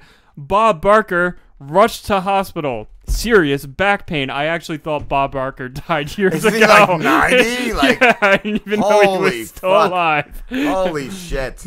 Bob Barker is hospitalized in LA after paramedics responded to his Hollywood Hills home. TMZ has learned. LA Fire Department got to the Price is Right Legends home Monday around 1 p.m. and immediately transported him to Cedars Sinai Hospital. Sinai Hospital. He was sitting up on a stretcher and seemed responsive as they wheeled him into the emergency room. Wait, know why? What's going on? Like, and why did the fire department show up? Why wouldn't they? You put him in a fire truck. He's fucking Bob Barker. Oh, okay. How His else did he manager travel? tells us. He's not. He can't even walk. He is like 100 years Look old. How Holy shit. doddering he is. He looks so confused. His manager tells us Bob woke up Monday morning with a major flare in back I pain. think that means his manager was fucking him. Yeah, it sounds like it. And I then think that's called the fire code. That's department. 90-year-old code for back pain. His asshole hurt. From his manager. His family decided to call in the 94 professionals. years old he is. Holy shit. Yeah. Wow. Holy Christ. The professionals to The fireman. transport him into. Yeah, who thinks that? Don't you call like 911 or Back pain? Like, emergency, not firemen. It's like get my cat out of the tree. I feel like if you made it to 94, 94-year-old everything hurts. Suffered a nasty fall last year that required medical care, and we're told he'd just gone to the hospital last week for a follow-up visit related to that fall. Maybe he should have gone a little later, and they wouldn't have had to take him in a fire truck. Poor guy. Yeah, you're right. 94 years old. Like, it's a big story that his back hurts. 94-year-old Bob Barker's got back pain. Dude, I'm fucking 30 years old and I got back pain. Like, call the police fire department. I should. Right now. This is crazy. This shit. What's her name? Melanie? Melina? Melania. Melania. That's what it is. T.I.'s Melania video. Look-alike reports new death threat. Talk of assassins for hire. T.I. did a video in the Oval Office. Like, it was like a set, but had this chick that's like a Melania look-alike, like, do a striptease as a first lady. You can run, but you can't hide, Did I answer that? You can run, but you... Rob and Slim Show. Rob and Slim Show. Oh my God, are we live? Yes. Oh my God, yes. Okay, I was really excited to be able to call in. I've been wanting to call in for a while. That is excitable. What's the haps? I really wanted to say, I think Slim is the hottest ass out there. Like, are you single? Yes, I am. Fuck yeah. Yeah. Like, how many shows do you guys do a week? Because I'm kind of stalking you, and I want to watch more live shows. We do one live show every Wednesday night. So what's it like outside your house? Like, what's your address? Wow, you're a creepy Yeah, cunt. I'm going to He'll call hang you up later. now. Holy shit. What the fuck? Holy I'm gonna fuck. block that No, number. you're going to call that number later. Wow, lucky you, Fuck my this boy. Finish your story. Holy Christ, dude. That's what I get for sharing our live show. Thank God I don't live here. What is it? Melanie is Martin. I guess she's the writer said, who is that fucking bitch? I don't know, writer. I have Melania no idea. Trump look-alike is dealing with a brand new death threat. One so Save that for frightening like a it's court pushed- case. Yeah, right. Holy shit. I'm gonna have to call the cops after She that. put hashtag hell no, bitch. Wow. Fuck that shit. T.I.'s Melania Trump look-alike is dealing with a brand new death threat. One so frightening it's pushed her over the edge, and now police are involved. Melanie Martin went to West Hollywood Sheriff's Station Sunday night to report an especially ominous and lengthy death threat via text to her personal cell phone. Somebody got her cell phone number. We're told the text mentioning hiring of an assassin to kill her. Holy shit, that's crazy. Crazy. Melanie met with the Melanie met with the cops and filed a report. We're told the sender of the message to Melanie told her they'd put a tracking device on her car and bugged her apartment. Part of the message read, "I am pleased to inform you that we have been paid to assassinate you by someone very close to you." Wow. As we reported, Melanie says she'd been receiving death threats almost daily since T.I. dropped his music video while Melanie playing the stripping first lady. It sparked a ton of backlash, but Melanie insisted she had no regrets about taking the role. As for why the latest threat rocked her so badly, we're told all the other previous ones were posted on social media. We're told Melanie, I keep forgetting it. I'm like all freaked out right now. Like, holy fuck. I have to like research that fucking number. It's just fucking creepy. We're told Melanie was especially freaked out because the text means someone has her phone number and possibly even more personal info. Ah, somebody has yours now. Yeah, somebody. Slim McGillicuddy, 666 Poopy Drive. That's his address. Holy shit. Wow. I almost like I gotta go on break like now after that. Yeah, wanna I'll take a quick break. Yeah, I gotta like calm down from that shit. Holy shit. Oh, wow. You got a good one, my friend. Good for you. All right, buddies. We'll be back in a few. Greece is cheap. But the airfare costs a fortune. Paris? Not much closer, and again, airfare... What about Puerto Vallarta? Let's face it, flying anywhere is just too expensive. Wait, what's this? Low-cost airlines. With one call to low-cost airlines, you'll drastically slash your travel costs. We're talking insanely low airline prices to any of your favorite destinations. Where would you like to go? London, Rome, Costa Rica, Australia? Wow, that's cheap. So why wait? Call now to learn how crazy cheap it is to fly anywhere in the U.S. or international. Our prices are so low, we can't publish them. The only way to get them is to call to instantly hear the most amazing best deals on airline travel. It's that easy. So call now and start packing. 800-218-4909. 800-218-4909. 800-218-4909. Again, that's 800-218-4909.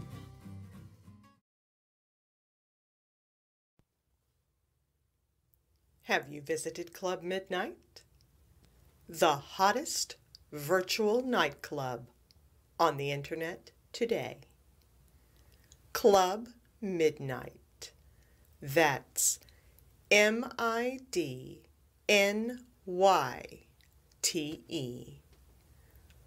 Music, authors, filmmakers, and so much more for the dark at heart. Club Midnight, where darklings come to play. ClubMidnight.com. ClubMidNYTE.com.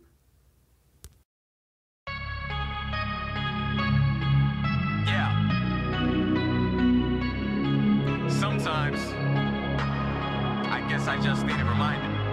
And other times, you do. I would never give up on my dream. How come things ain't always what they seem? I was working on this for some years. Why the hell would I go and disappear? All I know, I'll go insane. Trying to find a way up out of space. Now the time is right. God has got a life, found a spot in life I can stay. Now the God around knocking, I decline. Hard to figure out if this is what I'm meant for. Meant for, meant for, meant for, meant for. But I know this challenge is something I'll step toward, step toward, step toward. I ain't gotta tell you. Threw my life out the windowsill. Knew I'd find something I'd like me. But this is all I asked for. Don't try to pity me in the seat I could cure that steel. So many enemies, and for me, why would you walk off here? I would never give up on my dream. How come things ain't always what they seem? I was working on this for some years. Why the hell would I go and disappear? I would never give up on my dream. How come things ain't always what they say? I was working on this for some years. Why the hell would I go and disappear? Through my life out the windowsill. Knew I'd find something I'd like. I was chasing, going crazy. Better by the way things going lately. I hope it's changing, roll slow as pacing. Never what I know if I don't get racing. I blow some things, all dope amazing. All foes are fainting, all flows are fake. Y'all woes are lame, don't close the case. I'm set a ticket to a love for the great. I'm certain that if I feel nervous when I murk them hurt. Put them in a hearse and dirt ditch, that'll be the purpose. Serpent, urge, chicken, y'all that work so self-certain, no problem stirring. My thoughts work, I'm on and lurking. All laws purchase, I call the service, no cost to purchase. I would never give up on my dream. How come things ain't always what they seem? I was working on this for some years. Why the hell would I go and disappear? I would never give up on my dream. How come things ain't always what they say? I was working on this for some years. Why the hell would I go and disappear?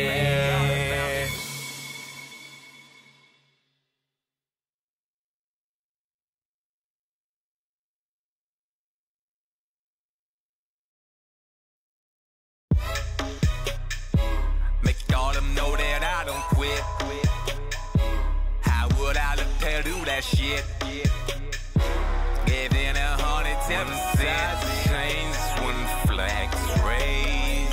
Been hard working ever since I lost. Think the clown was supposed to be my fault. Look at my eyes, and my phone think real hard. That's a question that you won't ask, real talk. I would get it by the break, I'm more than just recording. What's the bullet for the story that I put to have me worry? Kinda did it when I'm thinking that I ain't a beast. On this beast, gotta be VIP, not a P from the sheep. Let me slow it down. Get ahead of myself. Yeah, they know it now. All this success got so much stress. So I can figure when they did it, want me to be honest. I don't give a fuck what you really wanted. I was too into it just to quit it, stupid not to do it. So I choose fucking foolish, not approve it with this music. Putting people through it, would have been the fueling. Couldn't be the person who was doing all the coolest. I was using a few, now I'm on too soon. And this fucking point of view, that is all that's in the room. I was set up from the start, really sad part. Pity pat, where it's better at back off. I was sent last on until I had scratch claw. Hit a city jam with his hat slant cock. Betty been high, better yet fly. Had he been better than that, he ain't die. Can I get better this? That is my prize. This fantasy is actually live. Make all them know that I don't slip. Only vacations when I trip. I see you hating, you get feel the same as I did yesterday. They say I'm on some other shit that they ain't heard in quite a bit. Wish they could let me in, they give me strength to move on from these days. Let me slow it down, get ahead of myself. Yeah, they know it now. All this success got so much stress. So if you had just the last stand this fact, like a man, just be glad that they bad. Just get back where you was, then you bug with the beat, troublesome. When you see what was done in the seat on your front, looking back when it was. Super think I was done, super tense, wanna stunt, stupid shit, fucking dumb. What is this? What is comes from the shit? All is done, what the fix, fuck it up, fuck a bitch, fuck you up. Pretty bad, then it crashed, what a bin, down his path, and again, by the crash, had a sin, all the flashes, lean, pretty bad, just to get on his back, fuck a bitch, this is that, try and bend, use man, you can see, you succumb to the shit when it's done, so the end, so up, so this, that was one. But longest I would try to hold them on. Not afraid, they thinking of me like I'm not okay. This shit just bugs me and it's gotta change. Wishing you homies would be not insane. Not again. Make all them know that I don't slip. Always looking where I step. Gotta make it through this mess.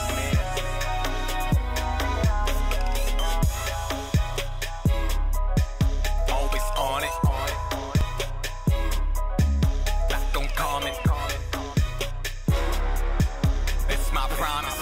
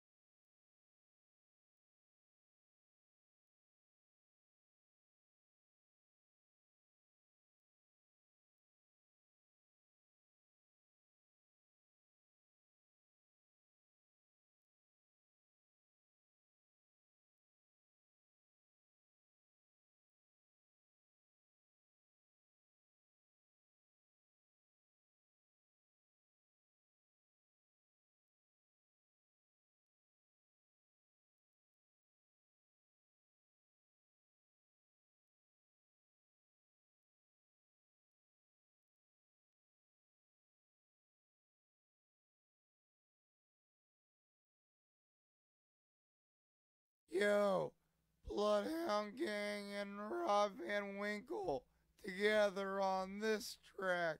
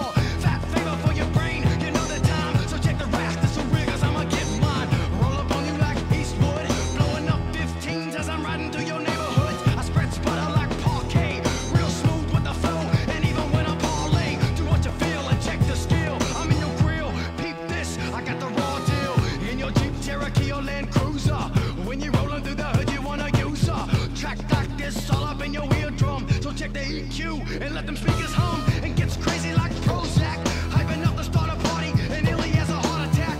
Round 1, round 2, knocked out. Straight to your head like my round number lights out.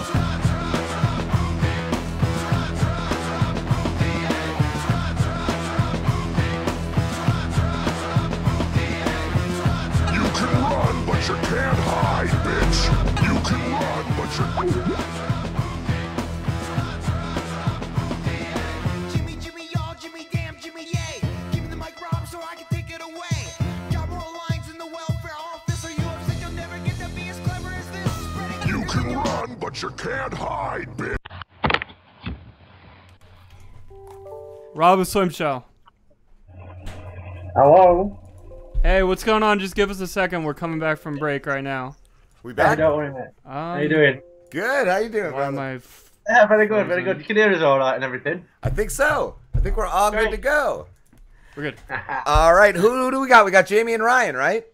That's right. Yeah, mate, that's us. Jamie and Ryan from Seizure Film. You guys are from England and you're filmmakers. In your words, what's the premise of the movie? Because I saw like human trafficking, like maybe drugs, and maybe some demonic like force of some kind. Yeah, absolutely. That's it. That's it in a nutshell, really. I mean, I don't know. You know the log line off Andrews? No, not off by heart. You see, Seizure's the old film. We've got a new one coming out called Demon Eye. And so we're totally in that world at the minute. Oh, so what should we talk about? Let's talk about Demon Eye. Let's talk about films. Well, Seizure's it's out in the States. It's on Prime at the moment. Okay. So that's why I didn't know if it was out yet. Yeah, so anyone can go and have a look at that. Cool. And as you say, it's all about trafficking a girl who's possessed by a demon, and then all hell breaks loose, and it's just great fun. Great film. It looked amazing. Yeah, I watched the trailer last night. It looked really good. And how long did it take to make? Because I saw you guys started in 2015, correct? Yeah. That film took I don't know, from start to finish. It took about 6 months. Oh, okay. And then it took a long time for it to get out to the marketplace. And so it's, as I say, it's been out in the States for quite a while. Cool.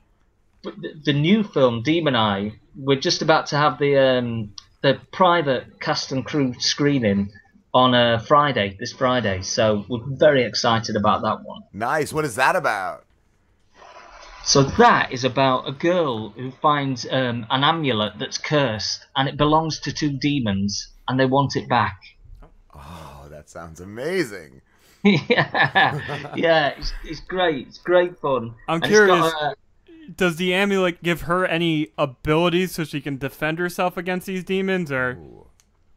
Well, what it gives her is whatever she wants. So you wish on this thing, it starts to give it you. The world is a great place. The only problem is you've got a demon who was burnt at the stake, and she comes to get it back. So the more you wish, the closer she gets to you. And then she's got this demon dog that is her companion, and that comes for you as well. So you get this double whammy. So there's loads of action in it. It's really good fun. What was the most difficult thing about filming the movie? Most difficult thing, it's always there's only 2 of us really at the helm of this, so you know the most difficult thing is just keeping us own heads in gear and getting to the next day, and you know what I mean, and just making it all work really. That's the biggest battle I'd suggest, but you know we're no experts at this game, but we've managed to get to completing a second film. That's what we're most proud of. That's amazing. Yeah, I didn't know if one was started yet or not, but yeah, you've almost got it. You've almost got it done. That's amazing. How did you guys meet? Well, yeah, go on, sorry. Yeah, we met as actors like years ago. How many years ago was that? 1999, I think it was. 1999. That's when we first bumped into each other as jobbing actors, you know. So yeah. we were both doing that. We did a job together. We actually shared a room together back then for a theatre company that Not we in were that working way. for. Yeah, steady. It's- although Ryan's got a problem with sleepwalking, which is also terrifying thing if ever shared a room with somebody who does that. But you never know, not there. It's, so anyway, we were just jobbing actors there, and then we decided to set up a media company to just start making films. That's what we wanted to do. That's why I But didn't we know knew if like it just started from a conversation back then that you guys just kept it going. Yeah, we always wanted to do it, but I don't know how things are in the States, but certainly in the UK, there's not that much support for you. If you go to anybody who gives out government grants, if you want to do a drama, you're more likely to get funding. But if you say, no, I want to push people off stairs and just chop people's heads off, they don't like it. I figured that would be a market as well. Horror movies. Yeah, exactly. I mean, some people are so fussy. But yeah, if you so when we went to them and said, look, we want to make horrors, there's no funding available. And so it took us a long time to get the money together to make that first film. Did you guys crowdfund it, or did you just do it out of your own expense? Yeah, we self-funded it. And then we were really drunk at a party and just started talking to people about what we were going to do. And other people started to say, that sounds great. I want to put my money in. Oh, and so, that's awesome. yeah, it was totally by accident in some ways that the money started to flow. We got to meet But friends then- like that. Yeah. Yeah. But the thing is, the pressure comes on then. When it's your own film, you think, okay, if we mess it up, then It's on us. only our money and whatever. Yeah. We've had a good laugh. But then when other people are putting the money in, you start thinking, right, we've really got to get this right, and we've got to get people the money back. And we did. From Seizure, we paid people the money back. Oh, that's And- great. You already had that to work with. Yes, that's awesome. Yeah. And so it set us up to do the next one. Cool. And so we increased the budget. We went again, and yeah, same thing's happening again. Really, it's out the American film market at the moment, so people won't be able to see it. But the trailer's coming out soon. Nice. But yeah, already we're getting offers for international distribution. So it's just great. We're in a great place at the minute. We're really chuffed that it's working out. That's awesome. Is there anything that you filmed in either one of the films that disturbed you personally? Yeah, you know what? The most disturbing thing I have seen on a movie set was I don't know. It's a bit of a spoiler, but it won't make sense anyway until you see it. But one of a character in the film gets pushed off the top of the stairs, and she breaks her neck. Ooh. And she's pregnant. Oh. Yeah, it's not. I mean, she's a bit of a mean character, so you kind of cheer when she goes. But we had this scene where this girl's kind of in this tormented, semi-real state, and she pushes out this plastic doll. She kind of gives birth to this plastic doll. And so we drop this plastic doll with a load of blood, a load of water as if the waters had broke. And that was really sick. That part. Yes. Yeah. We looked at it on the day and we just thought, what are we doing? This seems to really work on paper. You were all assessed afterwards, Yeah. We had loads. And we had this work experience girl, somebody who's just helping out and said, look, I just want to help you guys and get into film. And I've never seen somebody look so traumatized. At the end of it, when we said, that was great, wasn't it, everyone? And this girl was just shaking in the corner. Oh, man. Why? So, yeah, we kept it in the film, Cool. but it is really weird. It is weird, but fun. It's always fun. Do you guys do all like physical effects, or do you do CGI as well? First film, it was physical.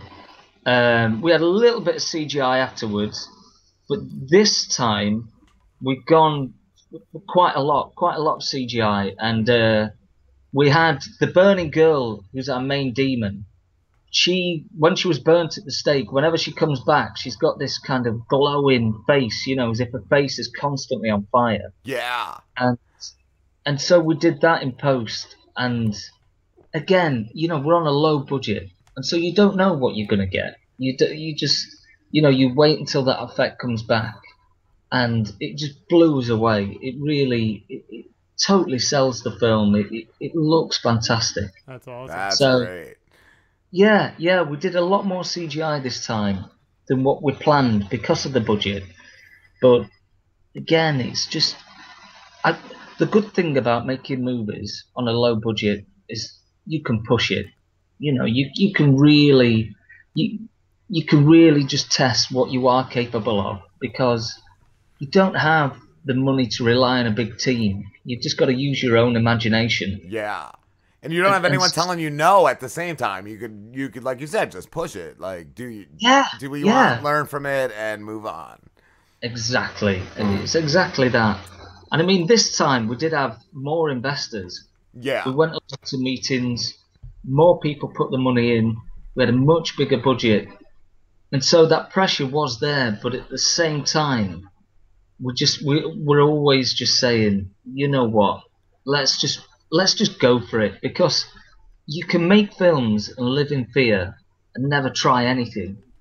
And some of the biggest lessons we've learned, and some of the best scenes that we've got, is where we just said, you know what, let's just go for it. And if it doesn't work, it doesn't work. We'll think of something afterwards. That's great. Do you guys film locally, or do you travel to film scenes? It's wherever we can get to, mate, to be honest. You know,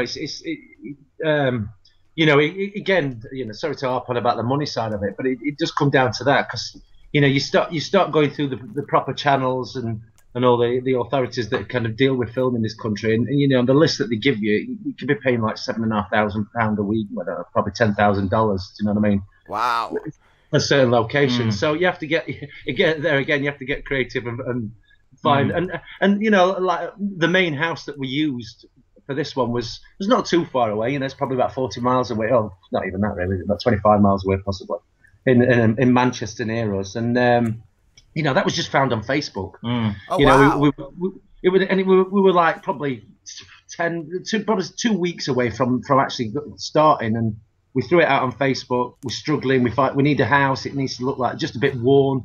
All of a sudden, you know, within the space of half an hour, I got a phone call saying I've got just the place that you need. You know, and it's, you know, brilliant. You know, that's awesome. But it does come down to money, and it just comes down to luck, and just, you know, and it was a big lesson for us. You know, don't, you know, just throw it out there, and there's so many people that just want to help you anyway. That, you know, yeah, just to get credit, you know? that's amazing. Yeah. Yeah.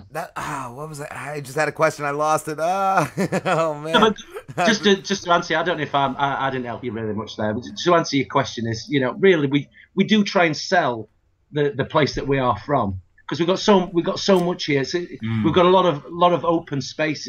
That's what I was going to say. It's one of the largest cities, correct, in England. Huddersfield. Manchester is, I think, yes, it's the third biggest city in England, but. So the county is, I guess it's like your state is Yorkshire, and there's loads of, you know, the Hammer horror films back in the 60s, 70s. Did you guys ever see any of those? That's not ringing a bell. No. I don't think so. Yeah. Well, there's one for you to look at. Yeah, you've got to see them. It's all the Christopher Lee and Peter Cushing. You know, the Dracula.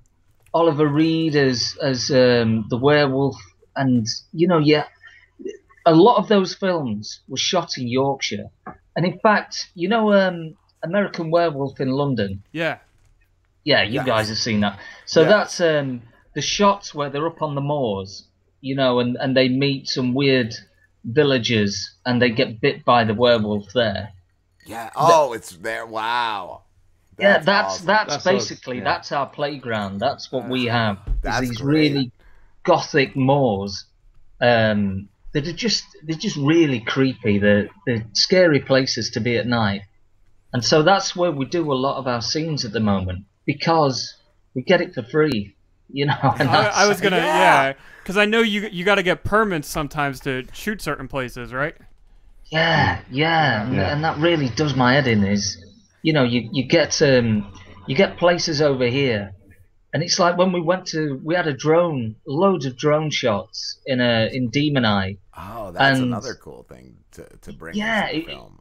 It was brilliant. But the thing is, you get up on the moors, you get loads of farmers who look after birds, like grouse and pheasants and birds like that, and they look after them all season, so they can shoot them at the end of the season. Oh no! Yeah. So the thing is, we took our drone up and we started to shoot these moors, and this farmer guy who just suddenly pulled up was really angry at us and was just telling us that he was going to shoot our drone out of the sky. I was going to ask if any of them got shot out of the sky. You were scaring the birds away. And he said, "I'm going to shoot your drone." And we said, "Why?" And he said, "Because you're scaring my birds, and I want to shoot my birds. I want to kill those birds." Why? We're setting them free. You're saving the birds. Them. We're liberators. You're doing God's work. Yeah. There's loads of permits, there's loads of rules, but again, that local knowledge is fantastic for getting around those things, because for every 10 people that will say no, if you talk to the right people, and pubs in England are fantastic for this, if you go to the bar and just buy people drinks, then people start talking to you, and everyone knows everyone around here, so they'll say, "Oh, I know where you can get some free land." So the message is, just go to a bar and get drunk and just buy people beers, because they'll help you then. You get anything you need. You got to spend money to make money. I'm curious. I mean, it seems like you don't need to do it, but have you ever thought of like stealing shots? Because I've heard that's a thing. Like I read somewhere where there were guys back in the day that would like hide in barrels to film things and shit like that. You know what? That is a great idea. I've never thought of that, but yeah. Like you steal the shot. I was going to say also like photobombing another film, like finding where another film's being filmed and then film yours in the background. Yeah, well that's the thing around here. There's not many people who make films. I mean, for you guys, it's so populated, isn't it? There's so many filmmakers out there. Yes. Up here, or certainly in the north of England, you don't get that many filmmakers. In London, you've got loads and loads of filmmakers. It's really well populated. But up in the north, it's a bit of a rarity. You know, it's kind of like Game of Thrones in England. You know, up in the Northerners, if you go beyond the wall, there's not a lot happening, really. So, yeah. I love the Game of Thrones. Are you guys excited for the last season? Can't wait. Oh. Absolutely can't wait. Oh. And I've heard they're going to do an Origins one. You know, they're going to start it again. Oh, like a before? Yeah. I think that's where they're going with it. They need to. It's so popular, and they've kind of run out of speed, I think. And so they're going to go back and say where all the Mad King came from and all that kind of thing. Oh, that'd be amazing. Who is your favorite character? You know, it was some of the earlier ones that got. There was the king of. You know, I'm so embarrassed that I can't remember his name, but it was the king of the wildlings, and he got burnt. Oh yeah, Mad. Oh my God, what was his name? Yeah. And he's in Tinker Tailor Soldier Spy. And we want to ask him to be in our next film. Oh, so I've just blown it now by forgetting his name. Yeah, I did too. I'm so mad at myself. I loved him. I love the guy under him with the red beard. I can't even think of his name. Oh my God. And he's still around. Oh. Yeah, but he you know, there's loads of characters in there. Every character. They're great, and then they just burn them, don't they? Yeah. I mean, I quite like it for that. You never know who's going to get killed. I've always noticed the one you love the most in that episode, they're going to die. Yeah, they've never been this cool. They've never been this great. They're going. They build it up for you to really like that character. That time. You're in deep trouble. I think the only way to secure your place in Game of Thrones is to take your clothes off. It seems to be the ones who take the clothes off seem to stop in it the longest. I think the saddest I've ever been in a death though is the dragon. When the dragon died, that was the saddest I'd ever been. ever been. Yeah, I couldn't believe it. Yeah. I just couldn't believe it. It felt like a pet, a really violent pet. But I did feel quite sad about that. And just the same way she regards them as her children, Daenerys. Like, it's like, just what it represents. And then, of course, you've got the kind of, well, I don't know, some people still haven't seen it. Everyone must have seen it by now. But you kind of got the twist on the dragon thing now, haven't you? Which I think is going to be quite exciting. Oh, yes. Yeah, so there's... For the record, I haven't seen it. Oh! Yeah, I won't say anything else. Nothing else. I just caught up. I'm stuck at season 1, me. So I, like you do these days, when you know all the other Netflixes and all the rest of it knocking about, you never actually finish anything anymore. Yeah, that's so true. From one to the other. So that's my world these days, man. I never see an ending. So, guys, I'm curious. Working together as a team, do you have creative differences, or ever disagree on anything? No, Ryan does things and I go along with it. I think that's how it runs. You know, it's a perfect marriage. That's awesome. One makes the decisions, the other one just nods. Like, yeah, we can that's do like that. this show. Yeah, that's basically how we roll. What else? That's the best way. I'm like his bitch. I don't know if I can say that. I'm the same way. I'm Rob's bitch. He's a better bitch than my ex-wife was, guys. This is longer than my marriage. We seem to agree. We seem to agree on a lot of stuff. You know what I mean? It's yeah. I don't. You know, I mean, in 10 years, I think. I mean, we've had fallouts, but I can count them on one hand. So we're doing all right so far. And we normally do. You know, I don't know. I suppose it's whoever pushes the hardest. The other one just goes with the flow and goes. He must know something I don't. You know what I mean? Yeah. That's the best way to run a team of two. It is, yeah, and the one offsets the other. You know, that's the way it goes. And we tend to balance each other out. But you know, I might take a pessimistic view of things, and I might look at it and really ponder it and think about it. And sometimes Jamie's more gung-ho and just says, you know, let's just do it.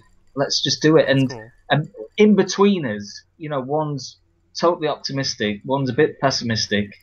We balance out in the middle. And so, yeah, it's a good partnership. I feel too like sometimes like one of us will play devil's advocate, one of us will play, you know, the other side. Like we switch it up. Yeah, it changes. It's fun. It's fun. Yeah, this is it. It's good to bounce off each other, I suppose. Yes, you know, I agree. So you're saying sometimes you overthink things, and Jamie's just like, no, just do it. Just kind of gets you out of that. Yeah, I'll sit there trying to work it out for about 4 hours. And Jamie just says, you know, we had this mannequin that we had to throw off some stairs in the last film, and I was really trying to judge it by all the angles and thinking, right, which is going to be the perfect camera angle to capture this. Yes. And without knowing it, Jamie was already at the top and was kind of launching this thing off the top of the stairs, and it worked. You know, we captured it. But whereas I was really overthinking it, Jamie just thought, "I'll just throw it." Jamie just wanted to throw the mannequin. Yeah. He was sick of waiting. Is the camera recording? Yeah, and then he just launched it. And if it doesn't work, we can throw it again. That's brilliant. Oh, I love it, guys. I've got a question for you. We're thinking about with the next film, we're really interested in doing a co-production and taking a small team and going out to the States somewhere and filming. And what's your take on the best place in America to make a film? You know, for the help you're going to get, the local population, the tax breaks. I mean, do you guys know anywhere? I don't really know off the top of my head. I was gonna say though, like I know Blair Witch was filmed in Virginia, I think it was. Right. Like I know there's a lot of like creepy, you know, farmland and woods out that way, but I don't know about that. I think Jersey's a good spot. I mean, Kevin Smith made a lot of films in Jersey, and Jersey, especially if you're looking for like woods. South Jersey. Just woods. But it also has beach. Love It's also kind of close to Philly. Like you have Atlantic City. You have a lot of options. Yeah, Jersey's a pretty cool place. Like we were saying, like it's small. You could travel to any part of it within a few hours, and you have all those different options. So yeah, because we just find not going to the place where everyone goes to is the better thing to do. You know, if you try and find somewhere that's, you know, not used that much for film, you actually find it more responsive because the prices tend to be better. Yes. You know, if people are used to having filmmakers, sometimes I'm sorry. Everything's at a premium. Yes, that's it. We talked to a couple guys that were on a film called Attack of the Southern Fried Zombies, and they found a town in Mississippi, and all of those like townspeople were just excited to be a part of it, you know, as extras and all. Like they all like showed up, like they were very responsive. So yeah, man, I would definitely look into like a smaller town and like maybe I hate to say it, but like a poorer state maybe. Yeah. Sounds like us. We're in. It sounds like us. Guys, we have to wrap this up. It's been amazing talking to you two. Yeah, brilliant. Thank you. Man. Absolutely. So, can we chuck out what's the Twitter? I think we'll have it. We'll start throwing some stuff about anyway. But you know. I think if you get us on at Demon Eye. At Demon Eye. Yeah. Yeah, is it at Demon Eye Film? Yeah. So Twitter is the best place for us, really. At Demon Eye Film, if people start following us there, we can give updates and share the trailer with you guys, and we appreciate it so much for you talking to us. Absolutely, guys. We appreciate it. Is the trailer online? Can I look it up right now? You know, we can show it you, but you have to... We've got it password protected. Okay. That's what we can show you guys, but the sales agent who we've got, they're brilliant, but they've just said, look, we're recutting the trailer, and we're going to go for a big launch in the next couple of weeks. So it's all geared up for 2019. That's what they're going for. So it's So in a couple of weeks, we're going to be looking for kind people like yourselves who will give us a bit of space to just share that trailer and see what people think. Definitely do it when it's time, guys. Yeah, awesome. We will do. Brilliant. All right, guys, we will talk to you soon. Have a good one. Take care, you too, and thanks a lot. All the best. No problem. You too, guys. We will be back. Care. Later. Cool. We'll be back with Josh Perkison, and I'm going to play some Josh Perkison right now. Awesome.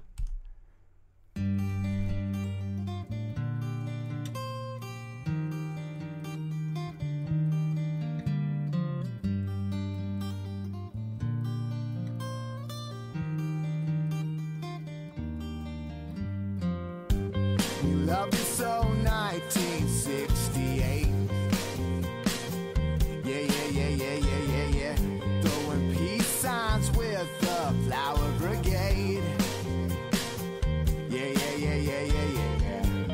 Clouds rolled in like an army tank. Took a tie-dyed romance, recruited a gray. Airwaves, I've got a song. Feelings out there lose a touch. Just the dial and turn it up. Airwaves, I've got a song for you.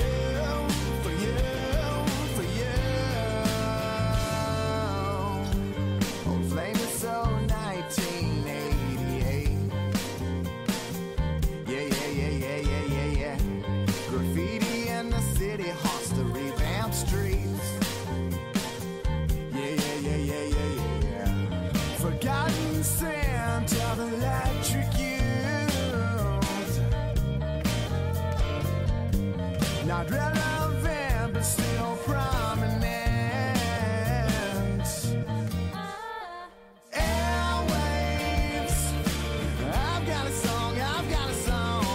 Feelings out there lose a touch. Just the dial and turn it up. Airwaves, I've got a song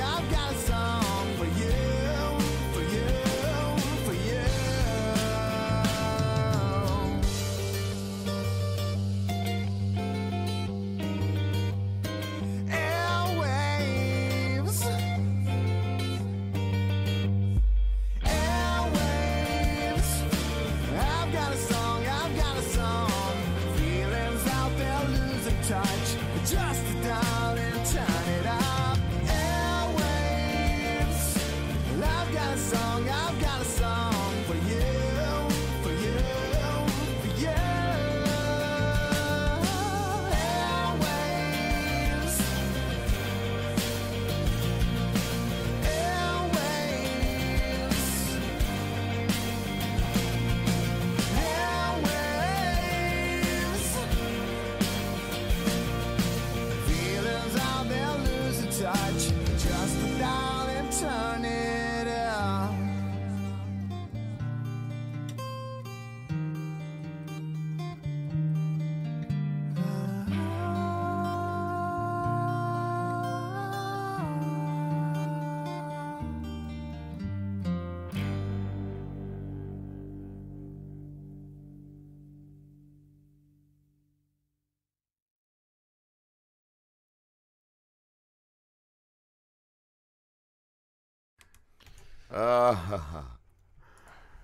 Yeah, buddy. All right, we're back. We're back.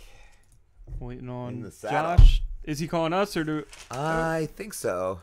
Not now. I think you message him if you want. Call him back. Josh, give us a call, buddy, or Skype. Skype in. Skype. Yeah. His music's great. I checked him out last night. You can there he is. There he is.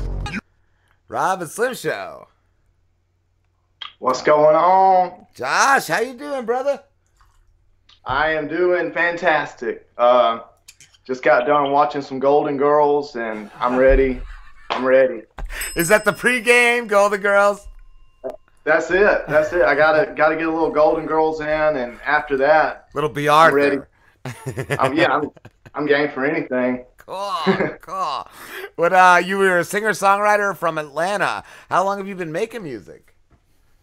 Let's see. I would say I started when I was 15. I'm 32 now, and I was, I'd say about 15, 16 years. When did you really hit know in your mind that you're on the right track? I would say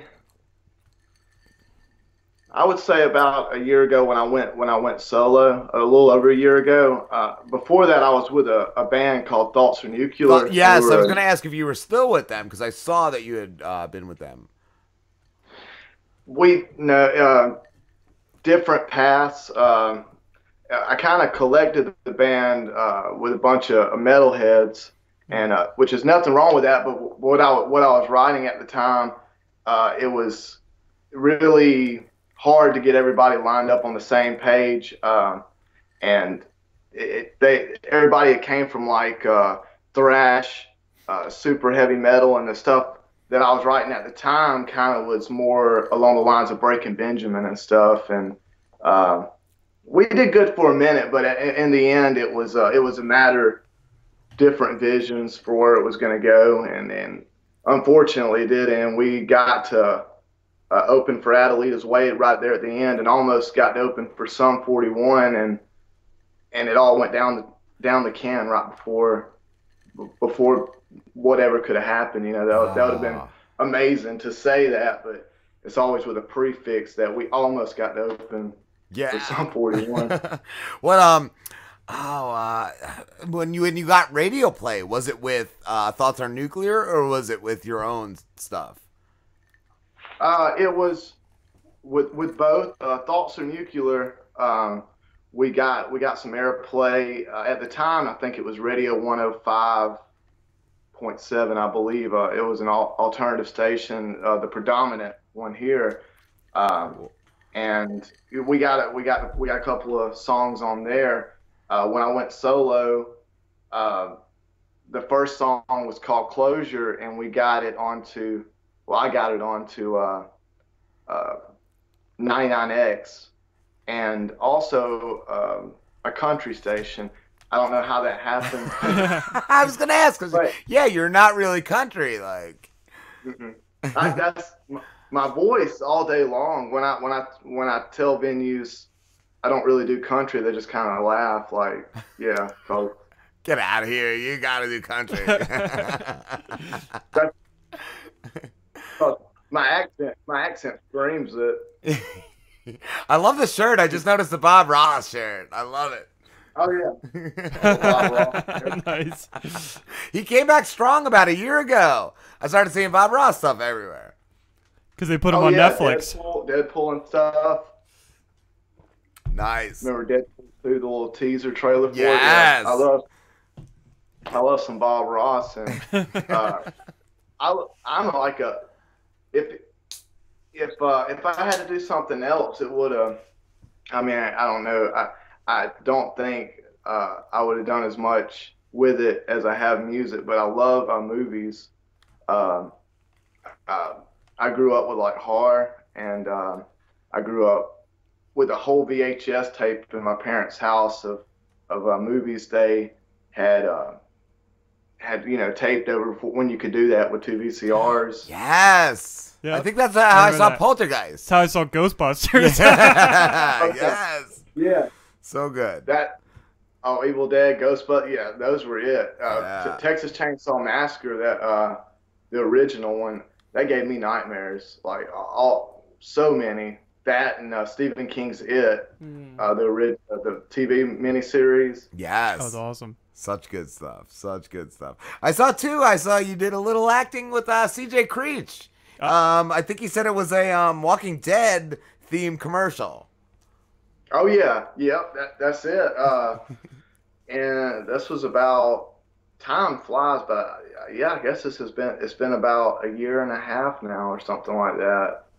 We did a commercial for a tourist thing that they did to carry people to different locations, and that's how I met CJ, the nicest dude in the world. I know you guys had him on here before as well, and this is how this came to fruition. Yes, it's through him. Love him. He's a great dude. He is. Cool. We met there and tried to get his number. He said it ain't gonna happen. I tried. He had a stalker. He had somebody get his number and use him as a job reference. I don't know how that happened. That's probably why he doesn't give his number out. He said my beard wasn't manly enough. He said if I got to put a razor to it and trim it down each week, then get the hell out of here. I don't want to party. Oh man, Josh, I did see though you perform live a lot, right? I do. This has become something that thankfully is a full-time gig. But I mean, it's just like working, stocking stuff on a shelf at a grocery store. Like it makes the ends meet. Like I don't have a whole lot of money to do things outside of pay bills, but I get to do what I love to do. That's great. Where's your favorite place to perform? A place called Leopoldo's, downtown Carrollton, Georgia. It's a pizza shop, and their pizza's amazing. But it's the reason I like that place so much is everyone plays outside of the venue there, right there in the square. So you got 3 other bars that are just right around there that just all come together right there. So you just get this big old drunk crowd that want to get down and have a good time. That's cool. It's crazy. Nice. I was gonna ask too. As a musician, do you come up with lyrics before, or do you come up with the music before you write a song? 9 times out of 10, I'll grab the guitar and I'll find the music first, something that I'm digging, and then as the music comes first, and then I guess the tone of the music, whatever vibe it's giving off, I kind of write off of that. That's awesome. Depending on the music. Yeah, it's one of those. I know some people, some songwriters, they'll make it like an exercise to at least write a song a day, like just to stretch that creative muscle. I'm a little different. If the mood doesn't strike me to do it, I don't never wake up and go, I'm gonna write me a song today, and this is what it's gonna be about. I never have any idea what I'm gonna be going after, and I don't ever know when that mood's going to strike me. But that's the way I do it. I don't think there's no right or wrong, but that's just the way I go about it. The mood's got to hit me right. Something's got to be going on. I feel after. Yeah, I feel like that's a better way to go I was with gonna it. say I feel like writing every day you're just gonna burn yourself out, and you're probably just gonna start writing crap and thinking it's good. Yeah. If I do that every day, it's gonna end up being like, I'm through with standing in lines of clubs I never get in, the bottom of the nine. All of a sudden, every album sounds the same.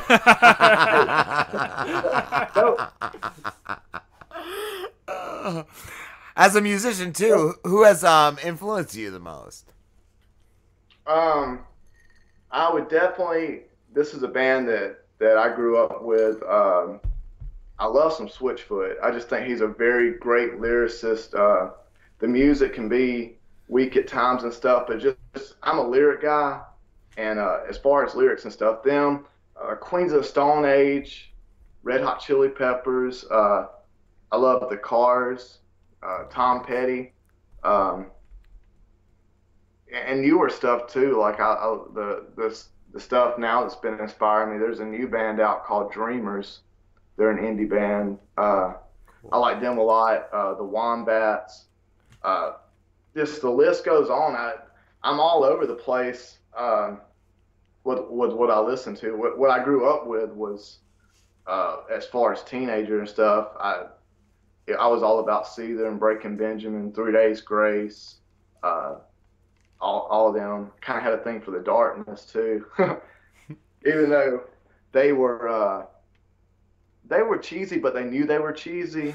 Like, and that's the thing. Like they were in on the joke. They were just a fun band. Yes, I love that. Josh, could you perform something for us? Oh, absolutely. Let's see. Cool.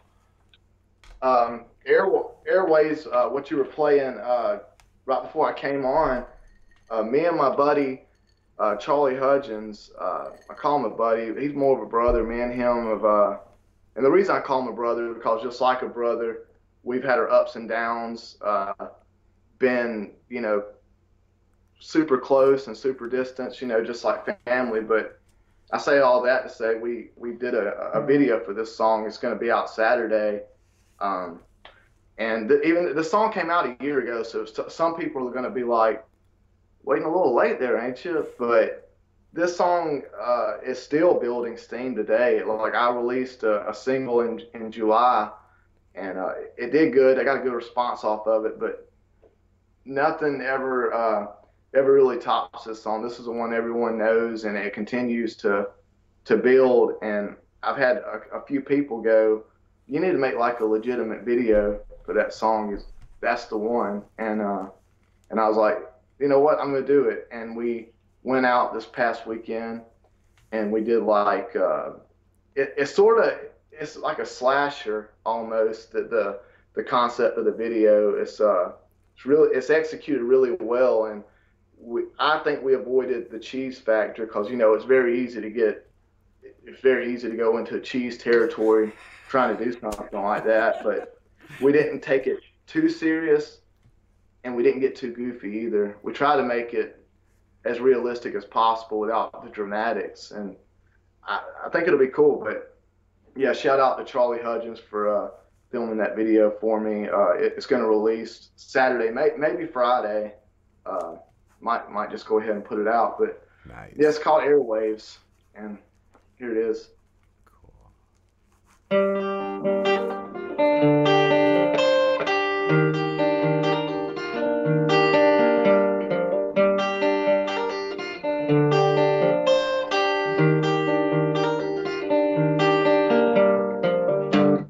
Love is so 1968. Yeah. Throwing peace signs with the Flower Brigade. Yeah. Clouds rolled in like an army tank. Tired romance of crudity gray. Airways.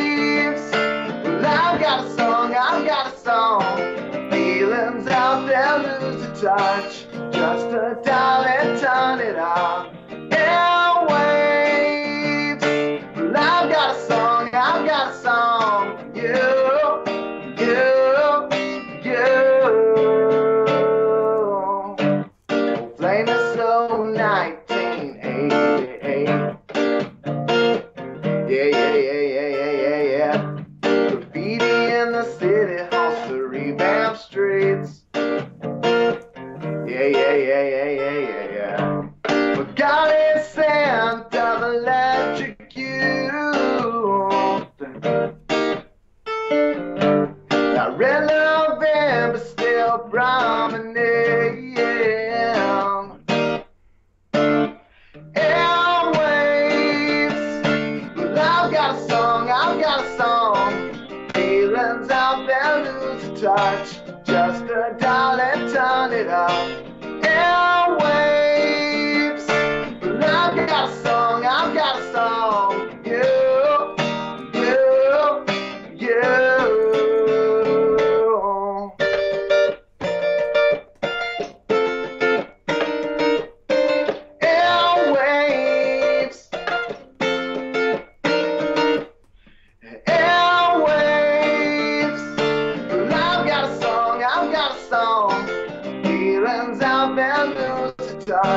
Just the time and turn it up. Airwaves. Well, I've got a song. You.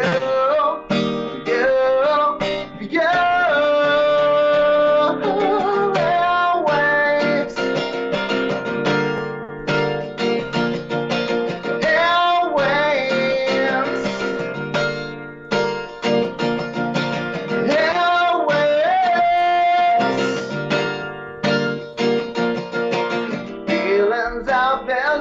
Touch, just a dial and turn it up.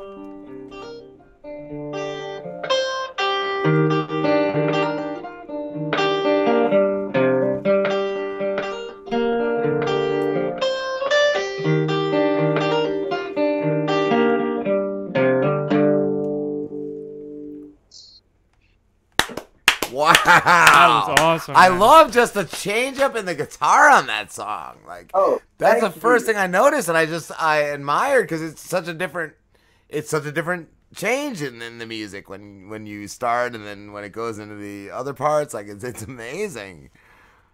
Thank you. Yeah, I had to kind of fight for it a little bit to get it that way because the guy who recorded me, he didn't want to go with the time change, and I wasn't purposefully doing it or anything. At the time, I was naive of the fact. I was just kind of playing how I felt it. But yeah, there's a time change between that verse and chorus. And, yes. That's one of the things I noticed too. Is like you really like when you're playing. I can tell that you really feel it out and like you're really into it, which is awesome. Like sometimes you see guitarists that are just like kind of bored by their own song, but you had like a lot of energy and were like really into it. That There was awesome. a couple times I looked at the screen when you Yeah. were doing it. I was like, yeah, man. Yeah, like you were just in the zone. It was awesome. Yes. Thank you. Thank you guys. I sure do appreciate it. I do. I try to play with my heart. I try to get out of my head. When I first started playing it, the intro and the ending, and it's still something that sometimes I'll slip up on. I'll just be so into it and you know, kind of slip up on the intro or the ending of playing it. But the 9 times out of 10, I'm just like, don't overthink it and just go. And you know, I'm my own worst critic. I think everybody is. Yeah. But Yes, I agree. I agree. Totally agree. Totally agree. You could do it perfectly. Even one of your shows, like freaking nail it, and you know, and step away and go, man, I should have done this, but I should have said this. Like that's the way it is playing. For Why me. didn't I say that joke? Like that should have been instant for me. Yes, I used to do that, and that's why I don't listen to. I don't listen back as much as I used to. I never listen back. Yeah, because you'll pick out every little thing somebody else that nobody even noticed will be like, what are you talking about? Or it could be a whole amazing show, and then the last guest didn't call, and I'm like, that was the worst show ever. And no, Yeah, it the wasn't. whole It was a great thing show. Absolutely. And I was listening to some old episodes this past week, and you guys got an incredible show. It's funny, and it's something that Atlanta kind of sorely misses because everything is went to it's just like, I don't know. They used to, like the 99X back in the day when they were alive and kicking, they had just the funniest program. Like it was funny, vulgar, and just amazing. And nowadays it's like you got Tiptoe everywhere. Yes, I've had one of my cousins told me that. He's like, yeah, nobody talks like you guys anymore, and like I feel like we do it classy, like, you know, like, yeah, we do, we push it, but we also do it with a wink and a nod, like. Oh yeah, I think you guys do a great job. I had a conversation with one of my friends is you know, people getting offended and stuff about certain things, and it's one of those things where it's not offensive until it is. Like we as humans are hypocrites. We're hypocritical. Like if you make a joke about something and no one it doesn't hit home or anything. That's what I was gonna say. But when it hits home, that's when it becomes a problem. That's when it does. But if it don't, it's all fun. It's funny. Yeah. So yeah, we are hypocrites. Everyone is. And yeah, I never intended to hit home. But if it does, you know, like, I don't know, I feel people used to, you know, walk it off more. Where nowadays everybody's just gonna make a scene. Like, yeah, I know, I didn't mean to touch on that, but it happens. It does. It does. Just gotta learn. We all gotta learn to laugh and quit taking ourselves so serious, because laugh, have fun, laugh at yourself. We were talking on I don't know if it was on break or whatever earlier, but just the political climate nowadays is just insane. It's ridiculous. Like, I know. I'm just like, whoa. Like I just kind of step back and step away, because like, I don't. Even not saying nothing now is almost saying something. Like, so you don't have an opinion? What's wrong with you? Yeah. Rob has said that he's been attacked on Twitter. Like, called, what have you been called? Oh, like I got called a feminazi for defending a female who is on our show, and she's my best friend. Like, yeah, somebody attacked her, so I went at them, and I was called a feminazi for that. Wow. For standing up that for one woman. That sounds like a badass Halloween costume. It's Hitler in a skirt. That's what I am. I'm Hitler in a skirt, Josh. That's amazing. That when I worked at Publix before the music thing became a thing. I don't know how much you know about people who work there, but guys can't have their hair past their neck, no facial hair. You can have a mustache, but that's it. And that's it. And so I thought I'd grow a little soul patch, and they were like, nope. So at that point, I just wanted to be an asshole. Did you go for the Hitler mustache? I did. Yep, that's it. I did. I took my ex-girlfriend's mascara, painted it black, and boom, walked in there with it. Did they like it? I bet you got a promotion for that. They carried me right to the top. No, CEO of Publix, Josh Ferguson. The manager said he sounded like George W. Bush. He's like, he's so awkward walking up because he's not a non-confrontational guy. He's like, Josh, we can't have any trims.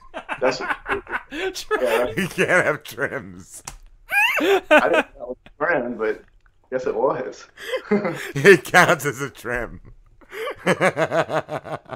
Man, I would ask to see that in the guidelines, in the company guidelines. Yeah, no trims. It's got Hitler with like a slash through him. Oh man, Josh, we have to wrap this up to you, but it has been a great time talking to you, man. Oh, you guys too.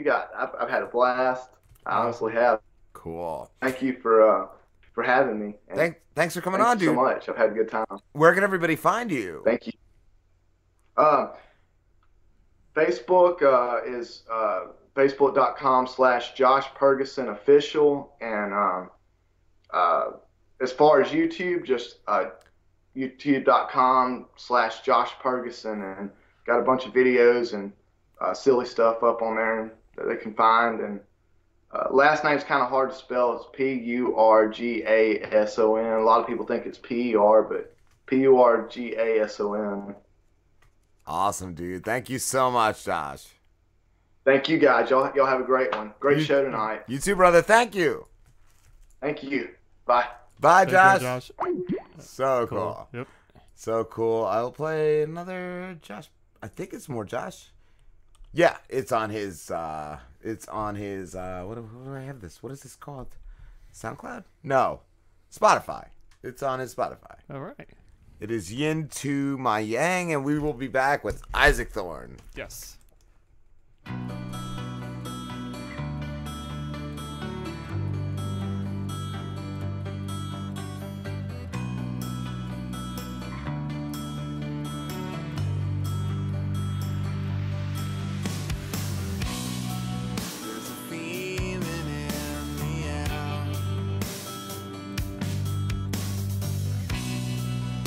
Sun goes down and the lights come on one by one here.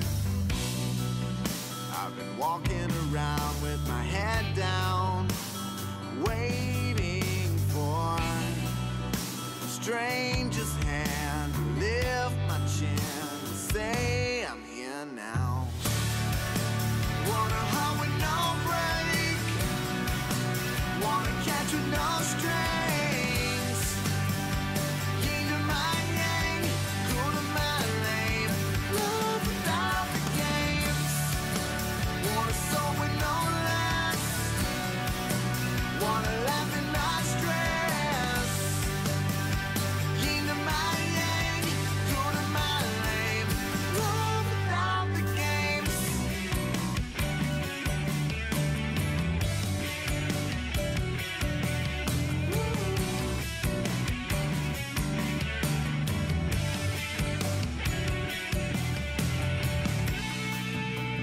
Looking for consistence, but all I found is temporary lovers who burn out in the rain. I've been walking around with my head up, learning now that destiny is not a search, it's time and patience. Wanna hug with no break, wanna catch with no strings. Yin to my yang, cool to my lame. Love without the games. Wanna soul with no lust, wanna laugh and not stress. Yin to my yang, cool to my lame. Love without the games. Love me, love me, love me, love me. Love, love, love without the games.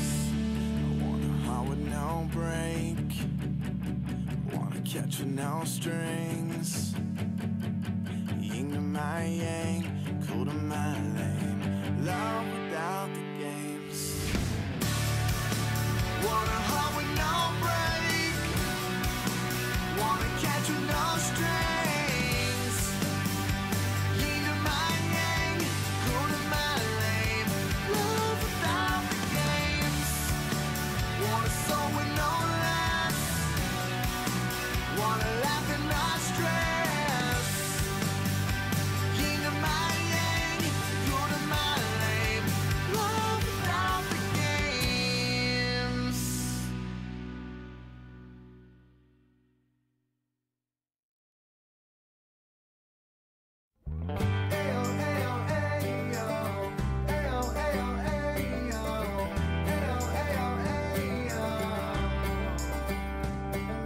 Stood there staring at her, absent-minded and weak, waving goodbye hauntingly like limbs on a tree. You know, we used to believe it'd be forever full and green. Trading kisses for scars and stitches. Still I miss the true sincerity. Holding her tight. Talking countless hours about nothing all night. So I flashed a grin and said, why don't we just pretend? Yeah, yeah, yeah, yeah. Always wear my heart right on the cuff of my sleeve. But not Oh, yes. Isaac Oh, is shit. on. Isaac's on. Isaac Thorne. Hey guys. What's up, dude? That was an interesting intro there. I don't think I've ever come into music before. I know. I was trying to be on, but I missed it. Oh, Isaac Thorne, how you been, brother? I've been doing all right. I'm concentrating really hard trying to win the Powerball tomorrow since I didn't win the Mega Millions today. Oh, you got it, dude. You got it. And we deserve a cut. Yes. Yeah, absolutely. Remember, Absolutely. if you win, it's. I was gonna say if you win, you only won because you were on the Rob and Slim show And the I night said before. you got it. Right. Yes. Yeah, exactly. Exactly. You're my good luck. Yes. Isaac, how you doing? Are you working on a new book? I am working on a novel. Last time we talked, I was telling you guys that I had written a chapter of a novel years ago and had never gone back to it. Yes. And after we talked last time, I sat down and went back to it. I've been pounding on it for about 6 weeks now, and I've almost got a first draft done. So, Cool. so I'm feeling pretty good about it. Yeah, you also said you were working on like other people's stuff. You were was it editing or something like that for other people? Yeah, I was doing some editing. I got that out of the way, so I was ready to get back to my own stuff for a while. Nice. Yeah, I was gonna say it's gotta make you itch to just go to your own stuff. Yes. Yeah, absolutely. Well, and when you're doing editing for somebody, you're reading their work, and you get to these scenes where you're like, well, you know, I would have done this, or I would have done that, and you instead of editing, you kind of start to rewrite in your head, and you know, the bug comes back. So yeah, yes. What I was gonna ask you too, as a horror author and as a person, have you ever had any supernatural experience? Supernatural, I did a piece for a horror therapy for Bleeding Critic a couple of years ago, where I talked about a night when I was a kid that something happened, and I don't really think it was supernatural. I think it was probably other than this, I've never experienced anything like sleep paralysis, but I would guess that that's probably what this was. I mean, I was little. I was probably barely in school, and I remember waking up, and I was able to see a closet door, you know, from where I was laying, and out of this closet door, this empty pair of blue jeans walked. Wow. And, sounds like something out of a cartoon. Exactly. And it would take a few steps, and then it would vanish, and then I would look back at the closet, and it'd walk out again, and it was just like repetitive over and over and over again. Oh wow. And yeah, and I think it was that same night that I actually literally saw a cartoon chipmunk standing in the room with me. Speaking of cartoons, so I don't know if it was sleep paralysis or somebody had slipped something into my juice cup or what. You know? Yeah, you like the Scooby-Doo stamp. I know how it was back then. Right. Yeah. I remember as a kid though. Yeah, I saw something like demonic looking, and I stayed up until sunrise, and it was a shadow from like a trophy on my wall. Like that's what it was. My God. And that's when you're a kid, your imagination can run wild with you like that, especially in the dark. Yes. I mean, you see a pattern on curtains or on wallpaper or something, and it looks like a face, and and you can just you can spook yourself. Yeah, absolutely. I remember a kid, and I remember this very like vividly of seeing my cat, but like multiple versions of my cat, like 3 or 4 of my cat unrolling like toilet paper really like slowly and on a loop, and it made me sick, and I don't know why I remember that or why I saw that, but yeah, that's It sounds like a great YouTube video. Yeah. Just thinking about it, I feel dizzy and like sick. So were these multiple versions simultaneously, or were you just seeing like this thing over and over again? What were the versions? It was Like, like- an eye patch cat and like No, well, I say versions, but it was all like the same cat, and I actually think he was moving like very quickly and just like unrolling this toilet paper, and I just Smoking remember jacket cat Yeah, smoking. and so you weren't seeing like Acid Cat. You know, No, where you see, like- it was just like it was my same cat, but multiple times, and I just remember it being like bright. It Bob was like Marley the middle. cats. It was the middle of the day, and I like vividly remember seeing this and feeling sick. Wow, that's exciting. Slim's got right? issues.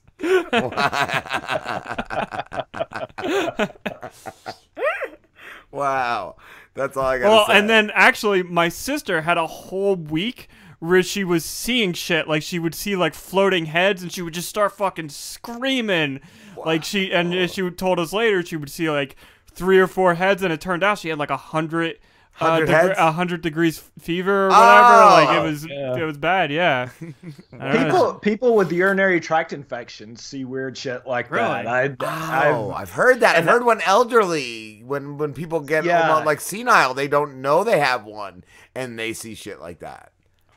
Yeah, and it's always something weird like that, like a floating head, disembodied head or something, and you wonder why is your urinary tract tied to seeing floating? Why does your pee hole make you see that? Why is everybody seeing a floating head? What does that mean? Without antibiotics, that's all you see.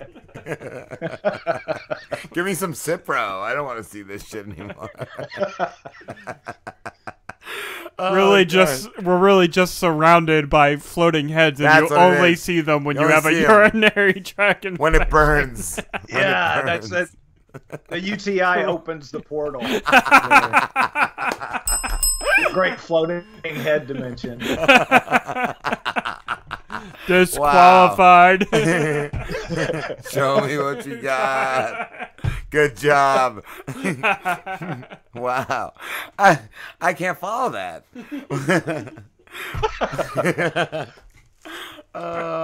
Isaac, what do you have planned for Halloween? Halloween, I am going to try to marathon all the previous Halloween movies and then take a bunch of people out to see the new one. Nice. I was going to ask if you saw the new one yet. I have not seen it yet. I was so close to going on Sunday, and then I kind of decided, I don't want that preview. I've been planning to take people to go see it on Halloween, and I didn't want the preview of it. I want the experience, with the crowd. So. Yeah. I love it. So I don't know if this is a spoiler for you, but you said you're going to marathon all the movies. You know this is only a sequel to the first movie, right? Ooh. Yeah, the marathon is more of a celebration. Ah, okay. Michael is my favorite of horror creatures because he could happen. He could happen. Yeah, absolutely. And that's one thing that always bothered me about the sequels from 4 onward is in part 2 he and Loomis explode. And he walks out, in flames, and how do you and he's been shot in both eyes. So, how do you come back from that for 4? And they never really bothered to explain that. So I was actually glad that this one, is retconning everything from the moment he goes over the balcony. Okay. Because I've never seen, I've seen the original. I saw the one they made like in the early 2000s, and I've seen the one Rob Zombie. I've never seen any of the others. I don't really care for the Rob Zombie remakes. I know a lot of people like the first one. I love the first one. I never saw the Yeah, second the because I second- heard it had a bad rap. Yeah, the second one's kind of panned, but my big problem with the first one was the backstory focus on Michael. I liked the mystery. Oh, see, I love of seeing Michael what Myers. made him that That sociopath that he was.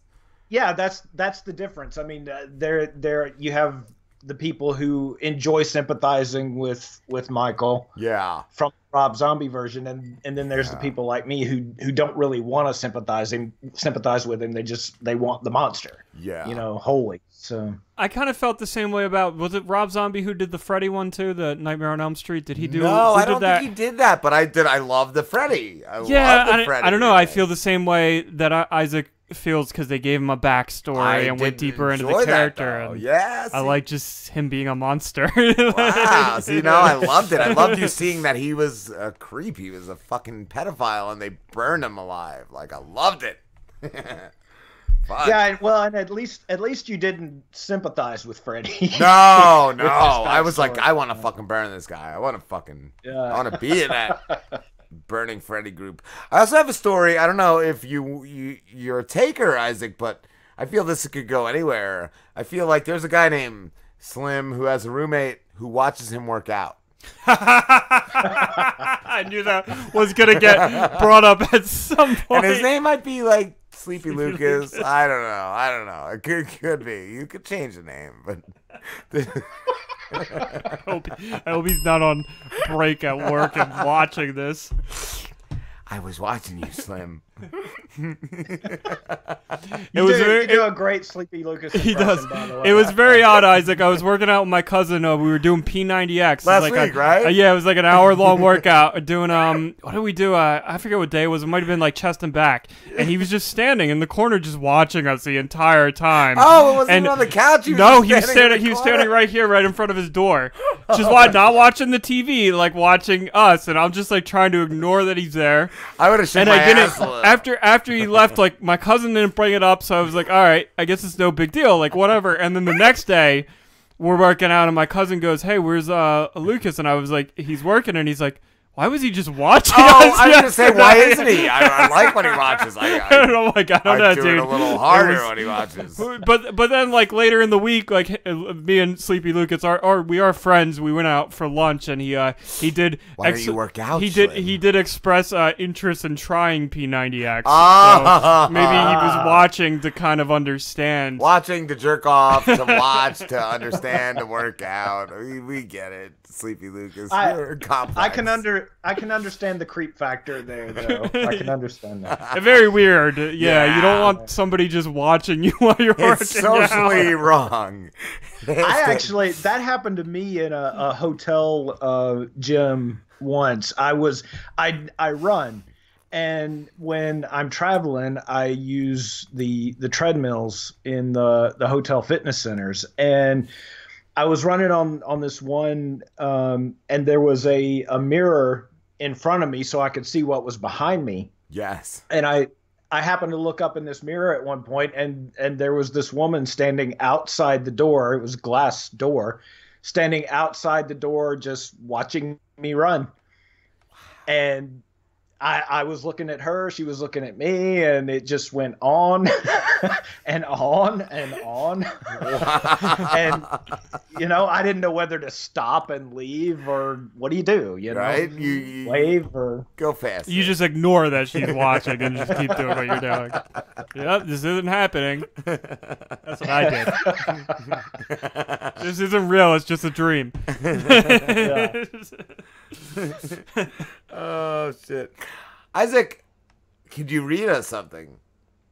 Absolutely. I thought that I might read from Nobody Was Here tonight. This was the pretty much the story that started it all for me. I wrote it and put it out there 5 years ago, and this was the beginning of everything. So if you guys want to hear it, I'll read from that one. Absolutely, that sounds great. All right, let me know when you're ready. Whenever you're ready, I'm hitting the mics right now. All right. Nobody was here. He'd never had to pee so bad in his life. The whoosh bang of the heavy steel door when it struck the tile-covered back wall of the men's room exploded like a shotgun report in his ears. He'd shoved it hard. In its wake came wafts of urine, feces, and a mixture of various types of room deodorizers. Something else hung there, too. A sweeter chemical smell that left a foul taste in the back of his throat. Mold and mildew remover? He decided that he didn't care. He grabbed at the front of his pants and had one panicked moment when he couldn't find the zipper slider. Then the familiar little metal rectangle fell between the thumb and index finger of his right hand. He held his breath and yanked on it, snatching his zipper down with too much force. It made a smallish rip sound when he hit bottom. Most likely he had torn a stitch in the crotch of his threadbare Dockers. He decided that he didn't care about that either. A second later, he completed the launch sequence, narrowly avoiding a drizzle down his own leg. 8 ounces of coffee and 16 ounces of bottled water ripped out of him like a water jet from the end of a fire hose. He wanted to scream, and nearly did, but the pain of the explosive exit had already subsided by the time the first drops hit the porcelain back of the urinal. The sound of his waterfall reverberated throughout the restroom. It filled his ears, drowning the mellow and tinkling strains of Robert Plant's Ship of Fools, which happened to be playing at an equally mellow volume through the little circle-shaped speakers that were embedded in the ceiling throughout the fast food restaurant that called itself Big Burger. Reed leaned his head backward, resting the back of his skull at the tips of his shoulder blades. He shivered. He sucked a long drag of the restroom air into his lungs and then let it out in a series of 3 abrupt coughs, choking again on that strangely sweet chemical aroma. Then he opened his eyes and glared at the ceiling. Damn them, he thought. Damn them and their damn bellies. He had wanted to stop an hour previous, when the pressure on his bladder had been urgent but tolerable. They, his lovely wife Rita and her spoiled brat Chase, had put up a fight about it. I'm hungry, the kid had squalled mercilessly from among the trash pile of candy bar wrappers and soda cans he had assembled around himself in the back seat. It was a pile that, Reed admitted to himself, was mostly because of his own bad influence over the boy. But only because Rita insisted on taking these long cross-country hauls to the Gulf every year instead of buying a plane ticket. I want to eat, Chase squealed. Meanwhile, Reed's sweet, understanding spouse bored holes in his skull from her place in the Trailblazer shotgun seat. She had sensed their drift toward the upcoming exit ramp. Don't you dare stop here when our baby needs food, her eyes chastised him. I will not allow him to eat out of a vending machine again. I have to pee, dear, Reed explained. Did he sound defensive? Maybe, and that bothered him. What man never has to pee? He struggled to not sound irritated as well. Really bad. Rita craned her neck so that she could see Chase, who sat directly behind the driver's seat. Daddy needs to go to the bathroom, sweetie, she said in that same sugary baby talk voice she'd used since the lad was born, the one that Reed had asked her to stop using 1,000,000 times. He's 9, for God's sake. He's not a baby. After Daddy uses the bathroom, we can go find a nice restaurant somewhere, she continued. You don't need another candy bar. In Reed's rearview mirror, Chase's lips contracted into a tight little bow. His eyes narrowed, his nose twisted to the right in that all-too-familiar wind-up to another ear-splitting tantrum. I want to eat now, he wailed. Reed clenched his teeth. His eyes felt like they were bulging out of his head. Rita plugged an index finger into each of her ears and regarded Reed from angry, lidded eyes. Reed gripped the Trailblazer steering wheel hard enough to create deep stitch prints in the palms of his hands. All right, he shouted. All right, I'll hold it. We'll find a restaurant. Just shut up already. Silence fell upon them.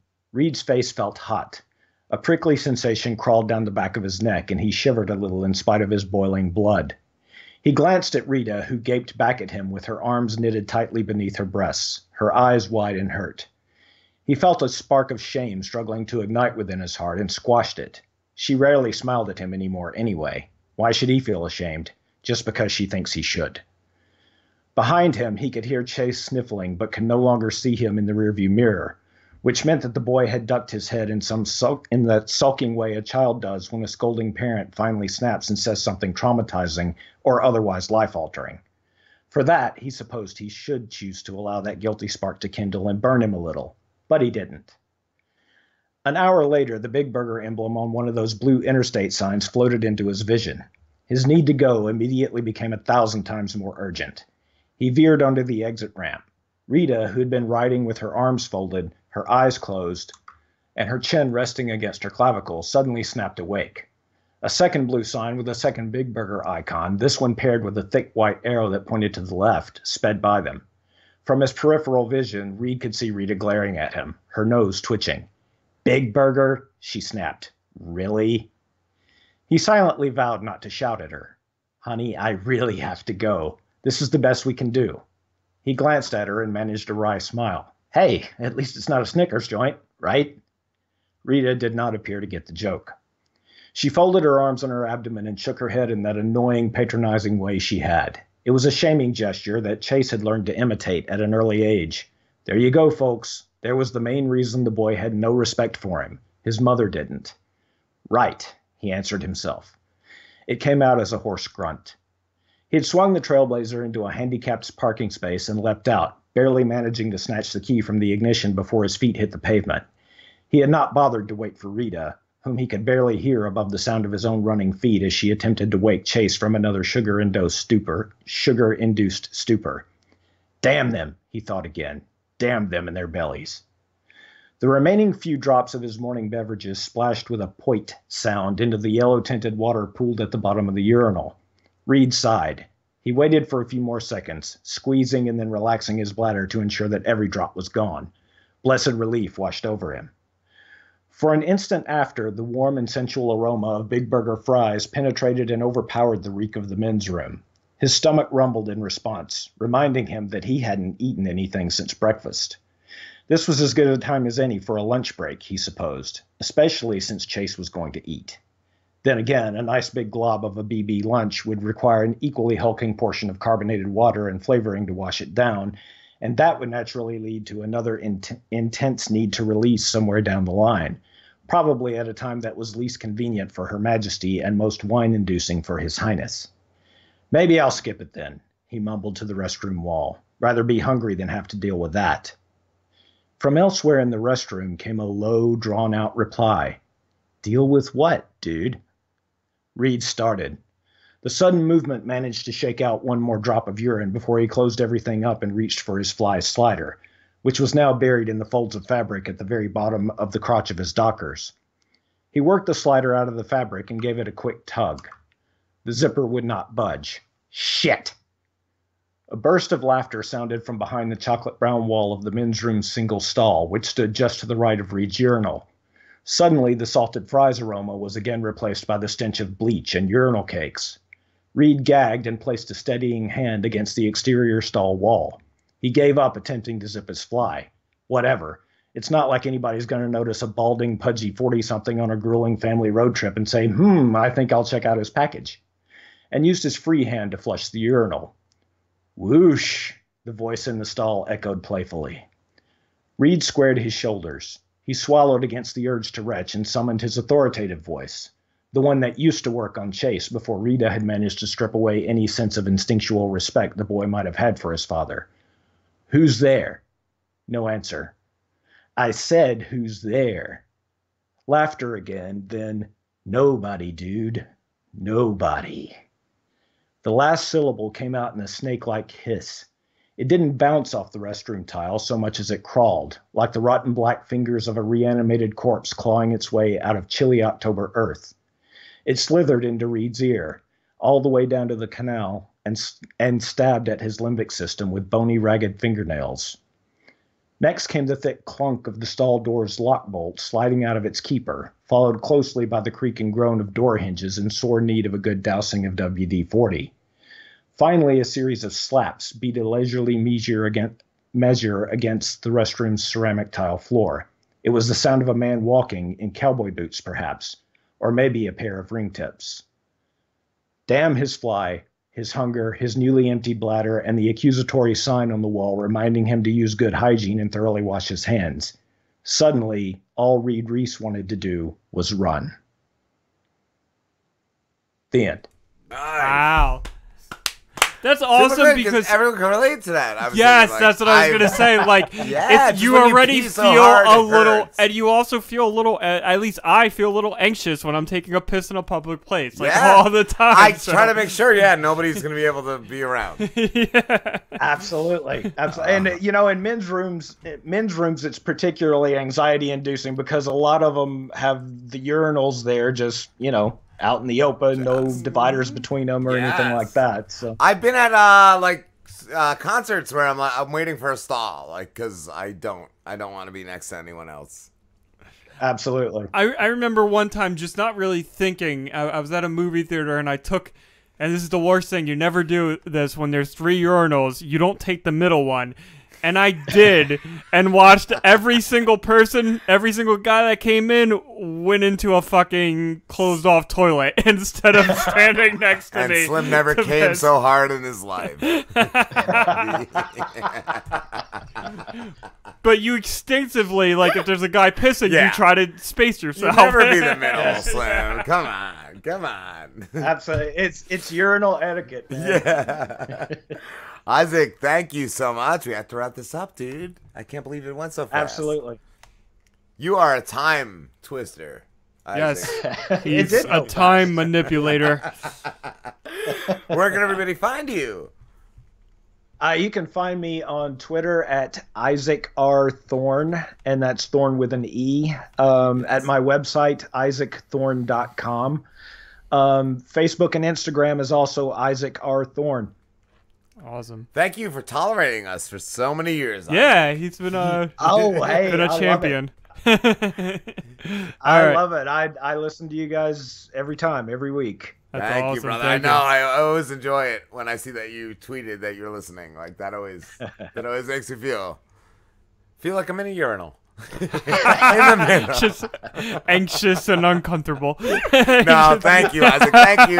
Thank you for all the support over the years, brother. Absolutely, no problem. Have a good one. Have Isaac. a good one and happy Halloween. Yes. Happy Halloween.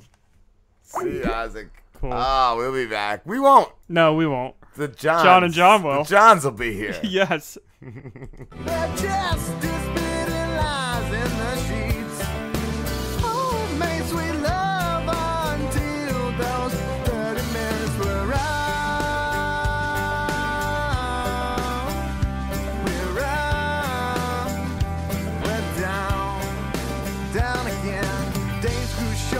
Nights grew teeth and ate them away.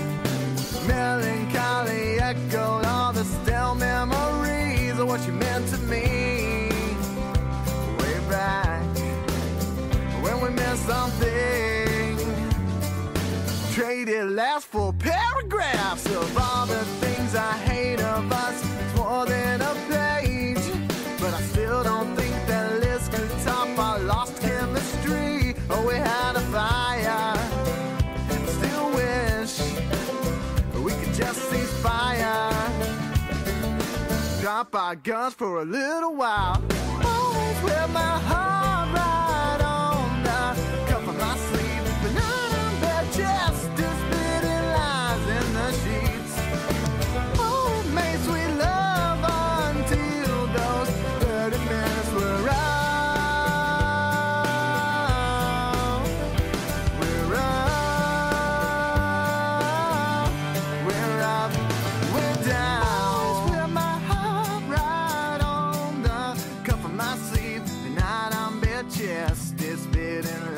In the sheets. Oh, made sweet love until those 30 minutes were out. We're up, we're down. We're up, we're down. And we're done for good, babe.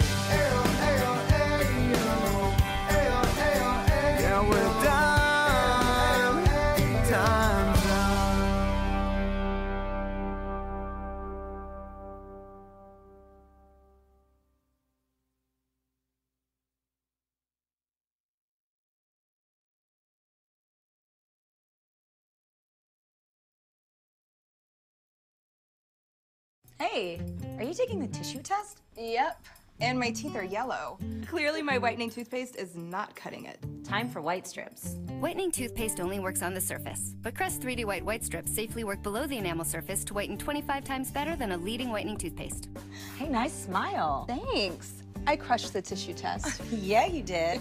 Crest White Strips. Healthy, beautiful smiles for life. Also, whiten and protect your smile from future stains with new Crest Brilliance mouthwash. Can't hide, bitch. You can run, but you're... Red, White, and you. Hello. Hi, Breaka. Yes. How are you? We are just getting started. I will play our intro. We are John and John. I'm John. And I'm John. I will play our intro and we will get started. Let me see. I just have to find it. Here we are.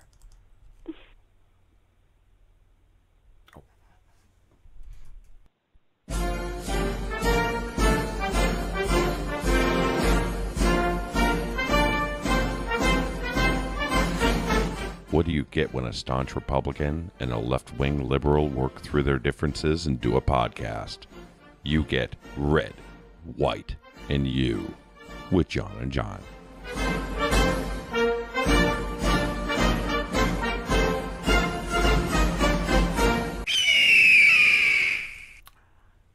Breaka, you are a children's author, correct? That's right. Is it religious books that you write? Well, first I was writing books, Jewish books, and now I write books that have universal messages, children's books. That's and the best. also, I recently, my memoir was published, the story about my life and overcoming food addiction. Oh, yes. Plenty of people, I feel, would connect with that. Yep, it's true. What is an example of a universal message? Okay, great question. Well, like one book is Where is God? It's about a little boy who's searching for where is God and what he discovers. Another book is called I Want to Be Famous. And this book, and I want to say, where is God is basically a very common question that children ask. So I would always wonder that. Like, where is it? I lean like, I'm kind of like, I lean to the left, and I don't like, it's not that I don't believe in God. I don't think we should be forcing it. Like, it kind of sounds like you're forcing it on children, and I don't feel like you should be forcing I feel children like you should. They need to believe know. in They God. need to have the fear instilled in them. Well, I'm not forcing it. I'm bringing up the idea because when I grew up, my father didn't believe in God, and this is something I was always wondering about. So as you a didn't like child. your father because he didn't believe in God? You thought that was Oh, wrong? I really love my father. He was awesome, but he just wasn't into. He thought the Bible was a bunch of fairy tales, and Yeah, I kind of feel that way. Yeah, that's how. What? That's how I kind John of feel. feels. Yeah, I kind of feel it's But awful. I feel John like, doesn't agree with me. I don't. I feel like we should have school prayer.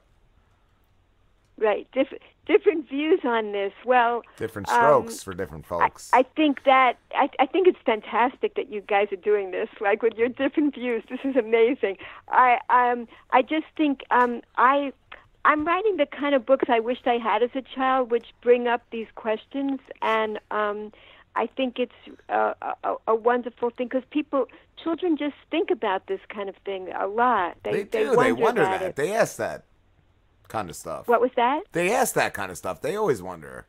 Those... Right. You can always just right. stop the wondering by telling them there's no God, because that's kind of just the truth. But that's facts. Oh, I but mean, this is people on the right interesting, always want to 'cause- throw facts at me. There's a fact at you. There's no gods. This is very interesting. So, do you consider yourself an atheist? Yeah, I do.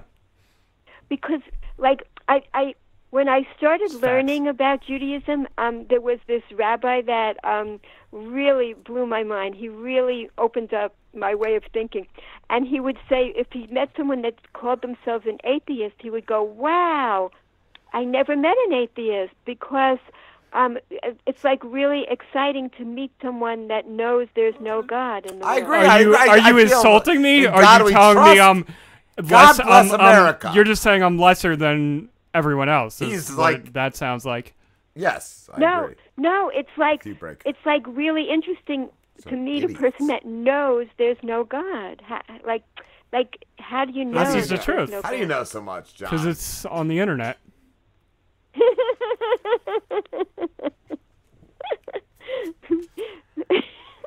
I mean, if there was a God, like everybody's life would be perfect. Like, why would you have a shitty life? You wouldn't. I'm sorry, I didn't mean to curse. I apologize. Oh, well, I mean, that's a really kind of boring God, to think about a God like that. That sounds like a life of just like He has no everything's purpose. the He same. just really just is a vessel. I just feel like that God, like I the feel God like that Satan people is tricking you, and No, I just feel like that speaking people, like through you. people that talk about this fictional God, they just want to control you, and I don't think it's right to control people. Control. Oh, Yeah. Okay. It's all about. I I don't- think that's really what all the Christian religion is really just about, controlling people. That's what you have to do.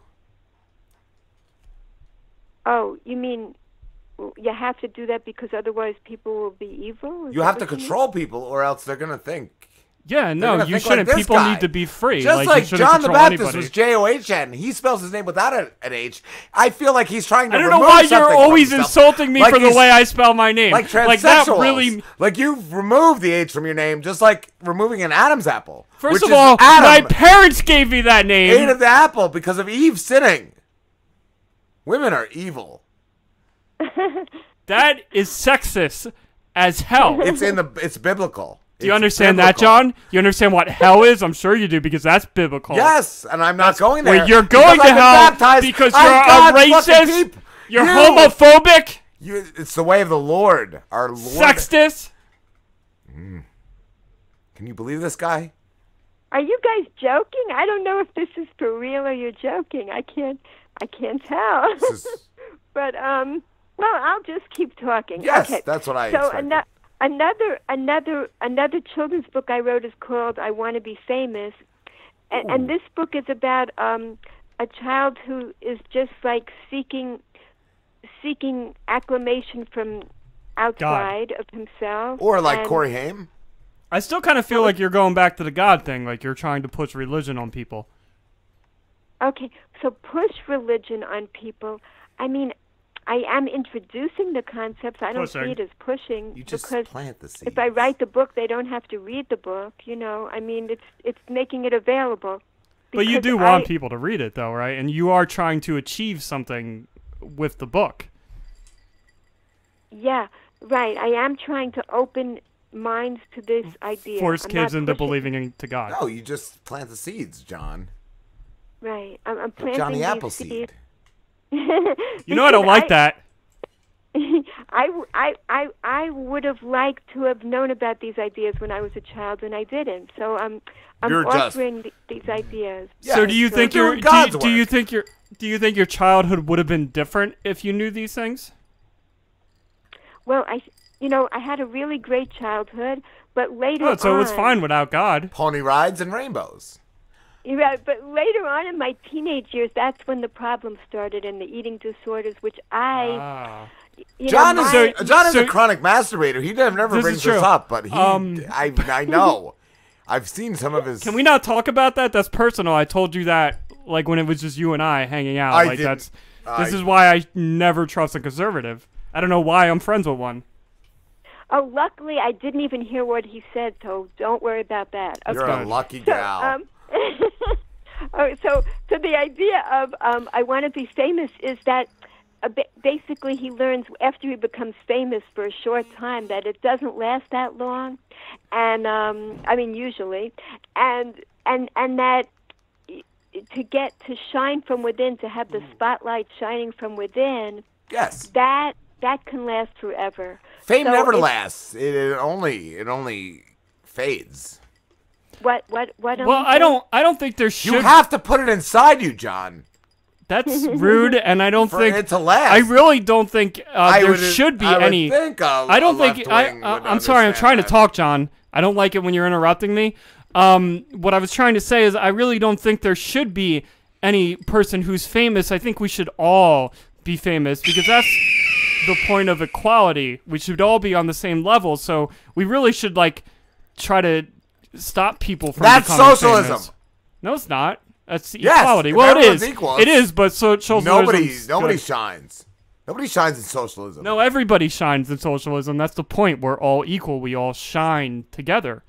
You know, and then the people on top. If we you just don't have to- shine, I don't shine. We have to bring If the Trump- people. The if people Trump that are on doesn't shine, top. We have we to. don't Would you shine. stop interrupting me? He is our commander in chief. Well, I don't know So, why you're laughing. You think I'm funny? Is that what it is? it's interesting. It's just interesting. I've never, I get a little heated I've never- about these things, you know? I don't know. I've never been on a show like this, and I think it's kind of fascinating that you're doing this. You know, having these two Next different level. views together. Yes. Are you guys- Yeah, I mean, that's the whole point about it is because, like, we do disagree a lot, but we are close friends, but we want the world to see that you can We're disagree closer than you can even with see. somebody. You can disagree with somebody and still be a good friend. And still push with your head them. into the carpet. I was going to say that we have hot topics we'd like to touch on, and I would like to bring one of them into the show right now. Yes. And now it's time for tonight's hot topic. Tonight's hot topic is birth control. The only birth control is abstinence. Go! No, that's bullshit. Abortion is a great birth control, and birth control pills, and wearing a condom, obviously. But I don't really think you should wear condoms. I think you should just be able to abort your baby, or just take some pills so that you don't have a baby. Birth control pills. Did I win? Oh, who's supposed to decide? Oh. Did you win? Did Breaka? Who? What's your opinion on birth control, Breaka? Oh my goodness, I have 6 children. So. So you don't Let's- you don't She believe agrees with me. You don't believe I in think abortion. If it See, happens, I it don't, happens. You deal with that. You have no, those 6. I think you should have the choice to You get have- rid of. If you sometimes you mess up, sometimes you get really drunk, do some heroin, No. have sex with somebody, and you give them a baby. You should be allowed to kill that baby. A life is a life. It's precious. You should be able to undo your mistakes.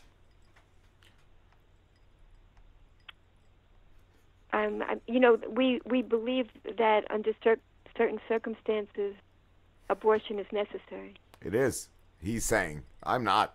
Yeah, I'm saying it. I think it. I agree with you, Breaka. He's a filthy heathen. Usually, you God types don't agree with me, but I'm glad to see Well- that you do.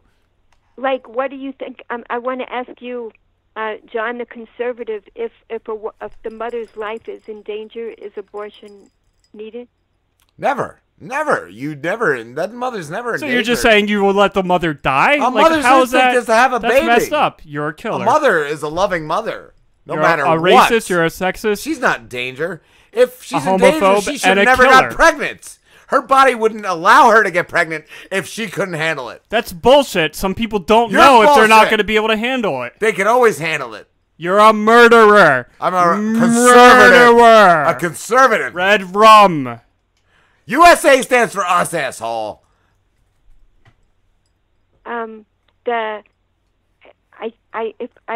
If I understand correctly, I think that the Jewish view is that if the mother. I'm talking about the American view. Well, I'm just. Oh, of talking course. about Yeah, you where- got to where- remember, where I'm Breaka, coming from. he's racist and he doesn't recognize the Jews as a race, and he's recognizing them as non-American. Or I mean, he's recognizing them as a race is what I meant, but they're Jews. They could be American too. I'm addressing them, but they don't have any say in what happens on our land. They're just people, and they should be equal and treated like people like us.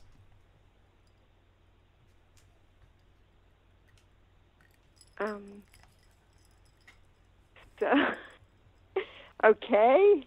Now what happens here? Tell us more about your books. What's your next book going to be about?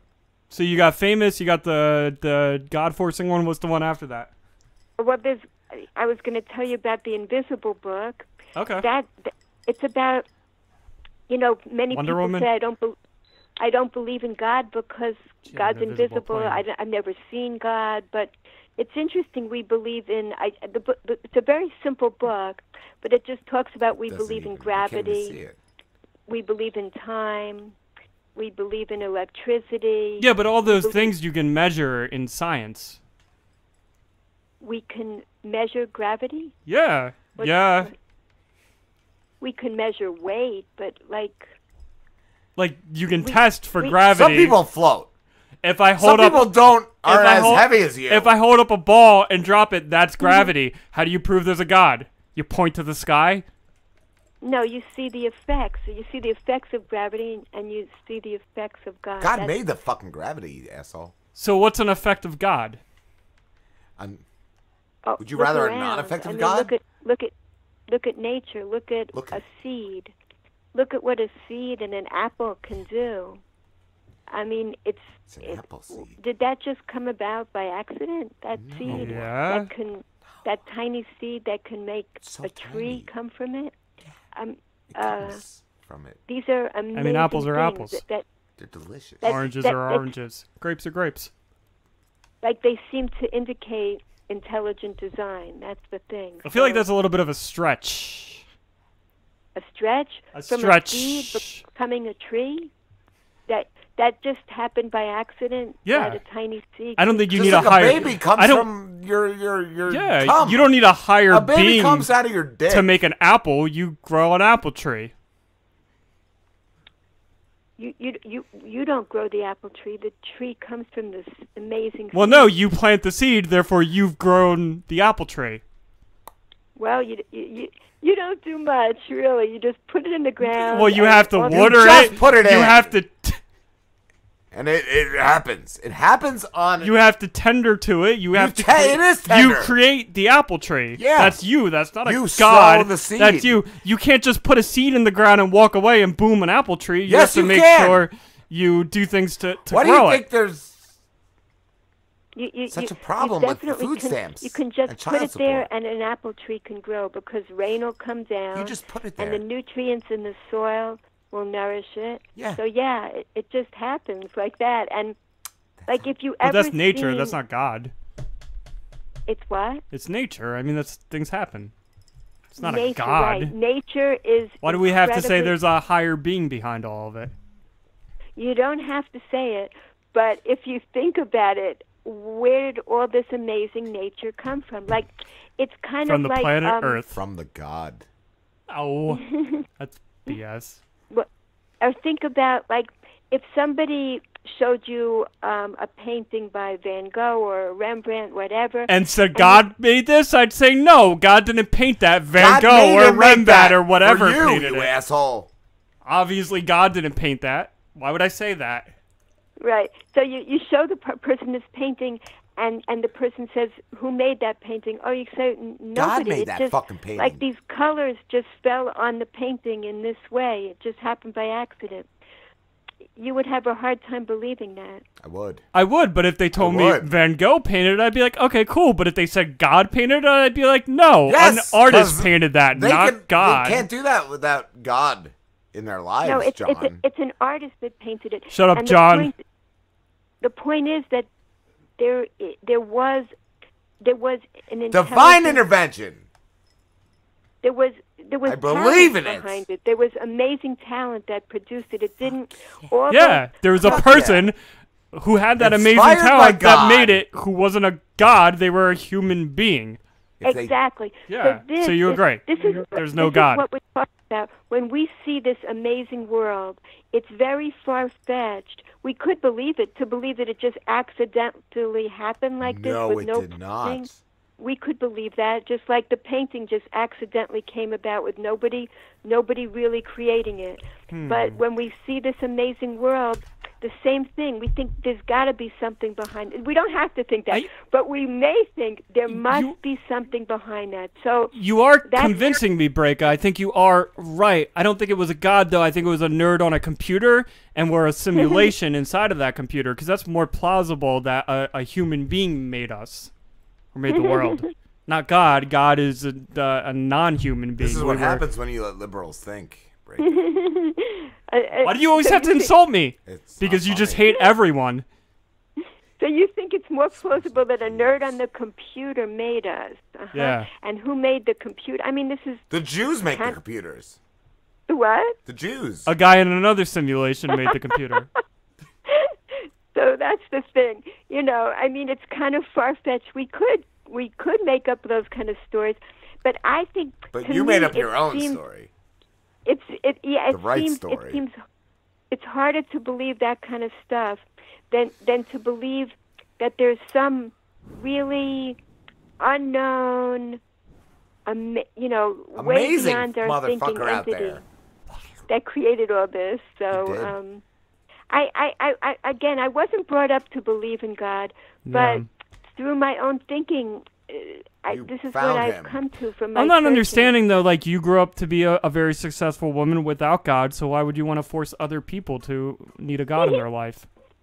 Why would I think I've done all this without God? That doesn't make sense. Well, you said you grew up without one. It doesn't so make sense. It Doesn't makes your childhood kind of affect? dollars. Oh, as a child, I Had no God. It wasn't that God didn't exist, but my father was saying that he didn't believe in God, or he didn't say he didn't believe in God. He was agnostic. He wasn't sure. He said, I don't know. I don't really know. But the stories in the Bible seem like fairy tales to me. That's what he was saying. Yeah, that's a lot of water. What? Noah's story has a lot of water. Oh yeah. That's what. Definitely a lot of water, right? So I just want to put out there that these things that sound like fairy tales, if you what I learned later on in life is like that the Bible's really written in code, and we have to really delve in to get the deeper meanings and put a lot of energy in to understand it on a deeper level. But if there was a God and he wrote this code for people, wouldn't he want it to be easily interpreted? Why would he make it so difficult to interpret? Right, great question. So it is understandable on that level for children and children's Bible stories. Children can get... So children can understand it, but adults can't. Children... No, Oh, hi, children can get Breaka. moral We actually have somebody just called in. Hi, who's this? Hey. Hi, who's this? Hey, is this John? Yeah, this is John. Do you have the money you owe me? Who's this? Frankie. Please don't call here, Frankie. I'm in the middle of an interview. I'm gonna break your legs, motherfucker, if you don't get me No, this no, money. you're not. No, because it's a free country, and I don't need to pay you money. You, that fucking libtard. I know Don't you are. curse I know you are. on I'm my gonna radio come there. show. Hello? Can you go now? How about hanging up the phone? I'm in the middle of something. I want that fucking money I lent you, motherfucker. I'm not giving you any money because it's a free country. You gotta fucking pay back. I lent it to you, and I had guys. All right, I'm hanging up now I had because you 3 won't hang black up. guys. Bye. I And don't... they're gonna... No, black guys love me. No, not my black guys. My black guys are gonna fucking kill you. My black guys, your black guys love me, and my You don't black have guys. any love black me. guys. I I have got tons all of black the guys. black guys. I have tons of But black doesn't have friends. that many black You guys. obviously don't, because you're a drug dealer and an asshole.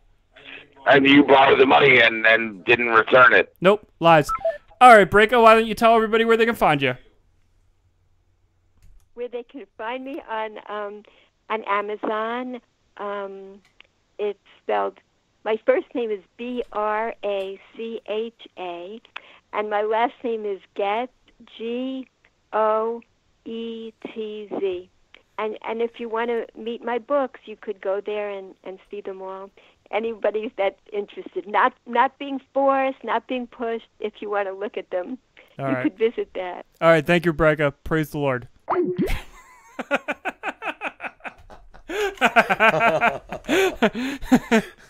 Wow, that was good. We kept her the whole time. Now we're fucked. Oh my god. Wow. USA God. I love that. That had me. What did you say? USA is us? Like that had me fucking cracking up. Oh my god, that was good. That was fun. I don't know. Like at one point she like called us out, but then was like, I don't know if this is real or not. Yeah, that's how good we are.